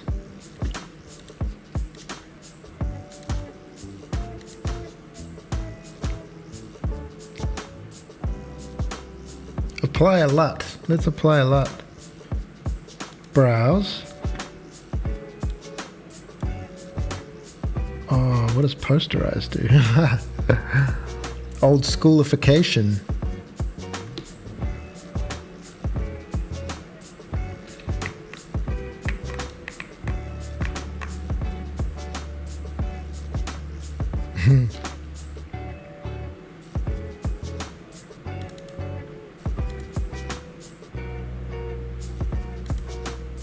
Oh, I've got a billion LUTs from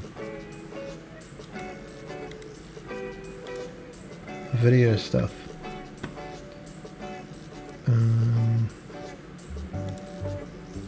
LUT.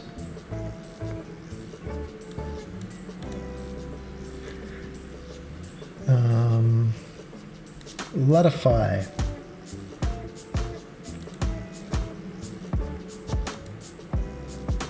Did that do a thing? Oh, it needs the... It doesn't seem to do anything.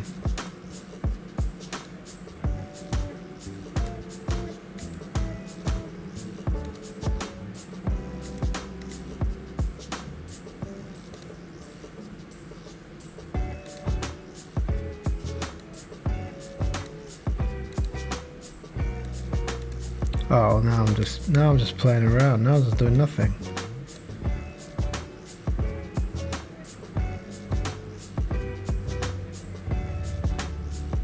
Neon suppression.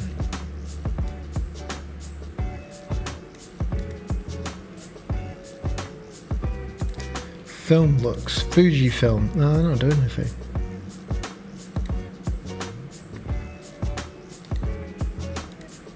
Oh. So much for a little color boost. Little color boost. Bump, bump, bump, bump. I had this idea for bridges. See how they kind of dip into the water, but they're just one thing tall. And then we were also like, oh, they have to have land underneath them. And we're like, oh, they should have two. They should be too deep. They should be able to go too high, 2 layers high, or. And I was like, oh, why don't you just make all of them twice as tall? And then they'll just go into the ground and they'll also... Okay, that's probably a bad idea now that I think about it.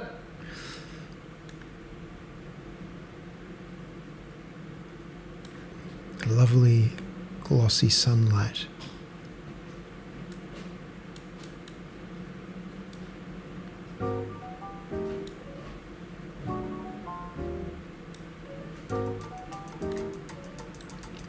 Twiddling and tweaking.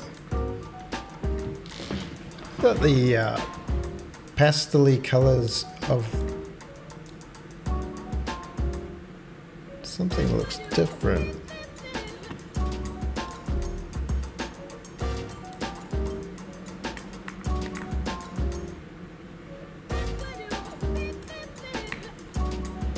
The pastel-y colors of these are very chill in comparison to the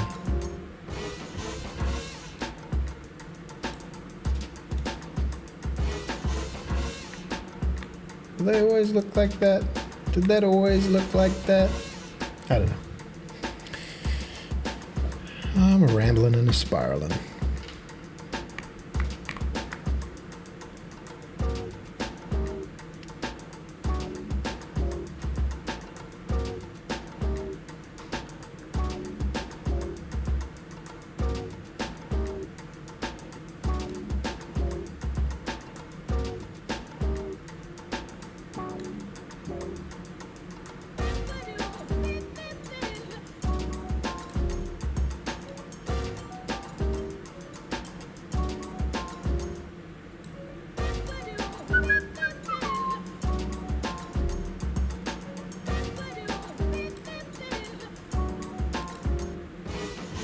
That's really...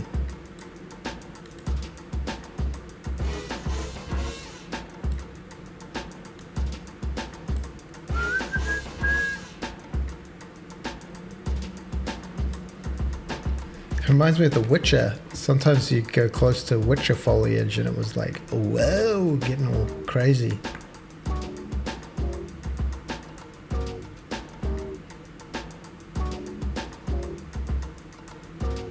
Anyway.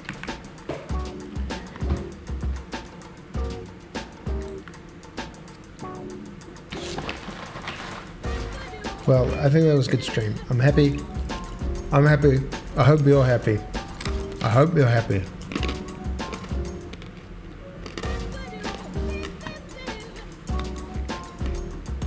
Hey, what happens if you move rail?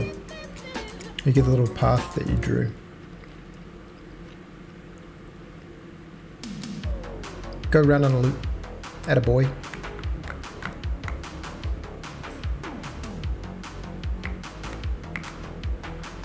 Dun, dun, dun, dun, dun. On the next episode of Daisy Train's devlog. Yeah, I think the overall... I think we went a bit dark with the terrain and the grass. Lift them a bit more into the pastel range, like Senpai Andy Dev said. Bring them into that pastel range.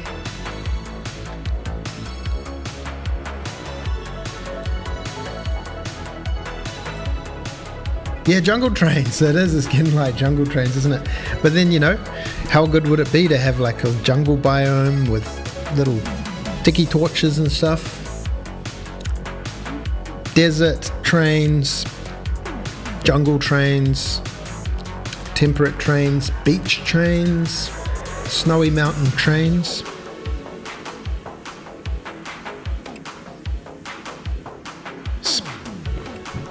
Space train.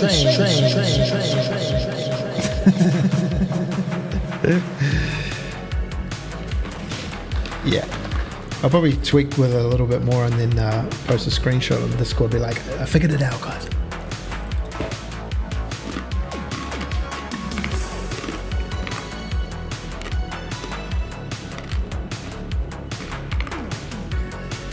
Tomorrow is the weekend. I don't know if I'm streaming, but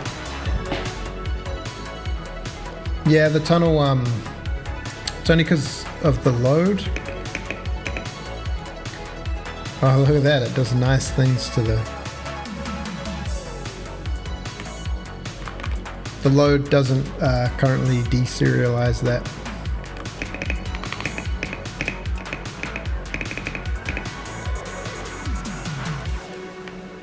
The grass exists amongst the trees exist amongst themselves.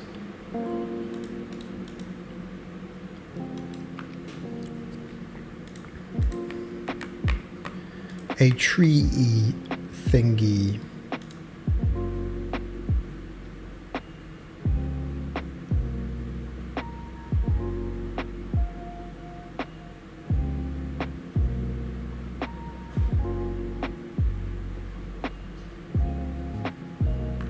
And then I feel like I'm bored of watching these trains go around. Get there faster. Zzz.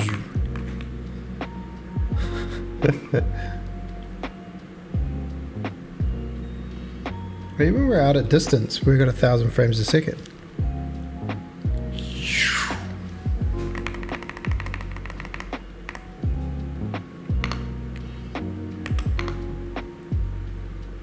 Go that way, yes, and don't crash into the other train.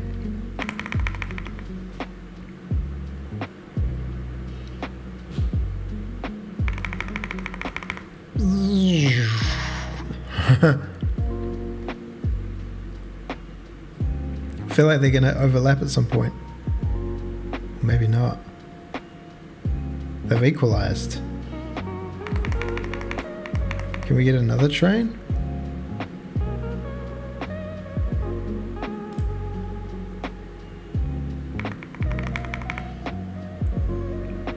Ah!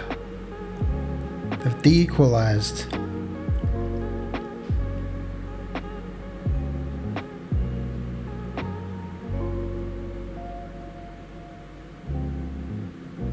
Maybe you get to really high zoom. Oh no, it just kind of looks cool like that. And then you get little clouds sailing overhead.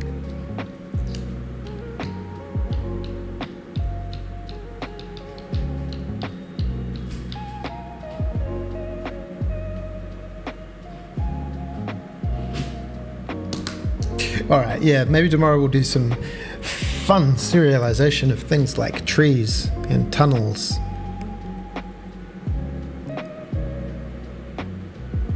And fix little annoying things. And try and get a little world going, a little world 1-1.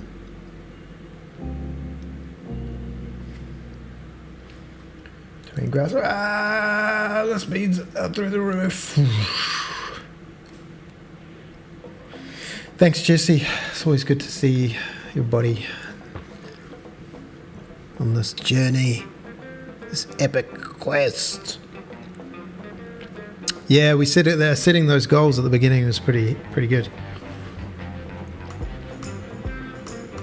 I need some big goals like a play test or something.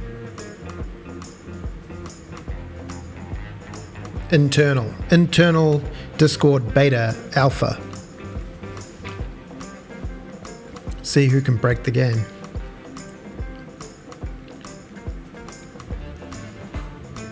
Alrighty. I'm just gonna leave these trains running for 10 hours just to get those YouTube numbers up. The computer's currently... what kind of usage are we getting?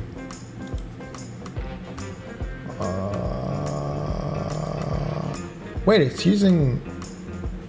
Am I encoding using the CPU? We're using 12 gigs of memory. If I close that... I was using a gig of memory. That's me being wasteful. It's using basically no memory. Yeah. Alright, everyone. Well... I stepped my goals to finish in 4 hours. It ends up taking like 2 days a year. I know there's something about the magical 3-hour stream. Well, this is actually a 4-hour stream. Now 4 hours and 1 minute. 4:00:01.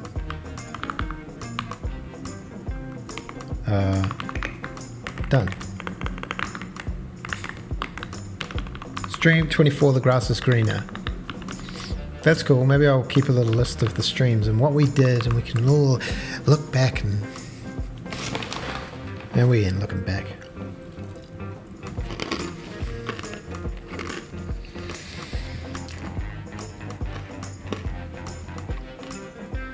Alrighty. Stay productive. Little things at a time. Just a little step. And once again, thank you. Oh yeah, we did this. We'll catch you on the next one. I don't know if I'll stream over the weekend, or probably because it's Saturday here tomorrow. And Lou will probably want to do some stuff. And then, yeah, maybe be back Monday or something. But if I don't see you, have a good weekend. We'll catch you for some more. All aboard!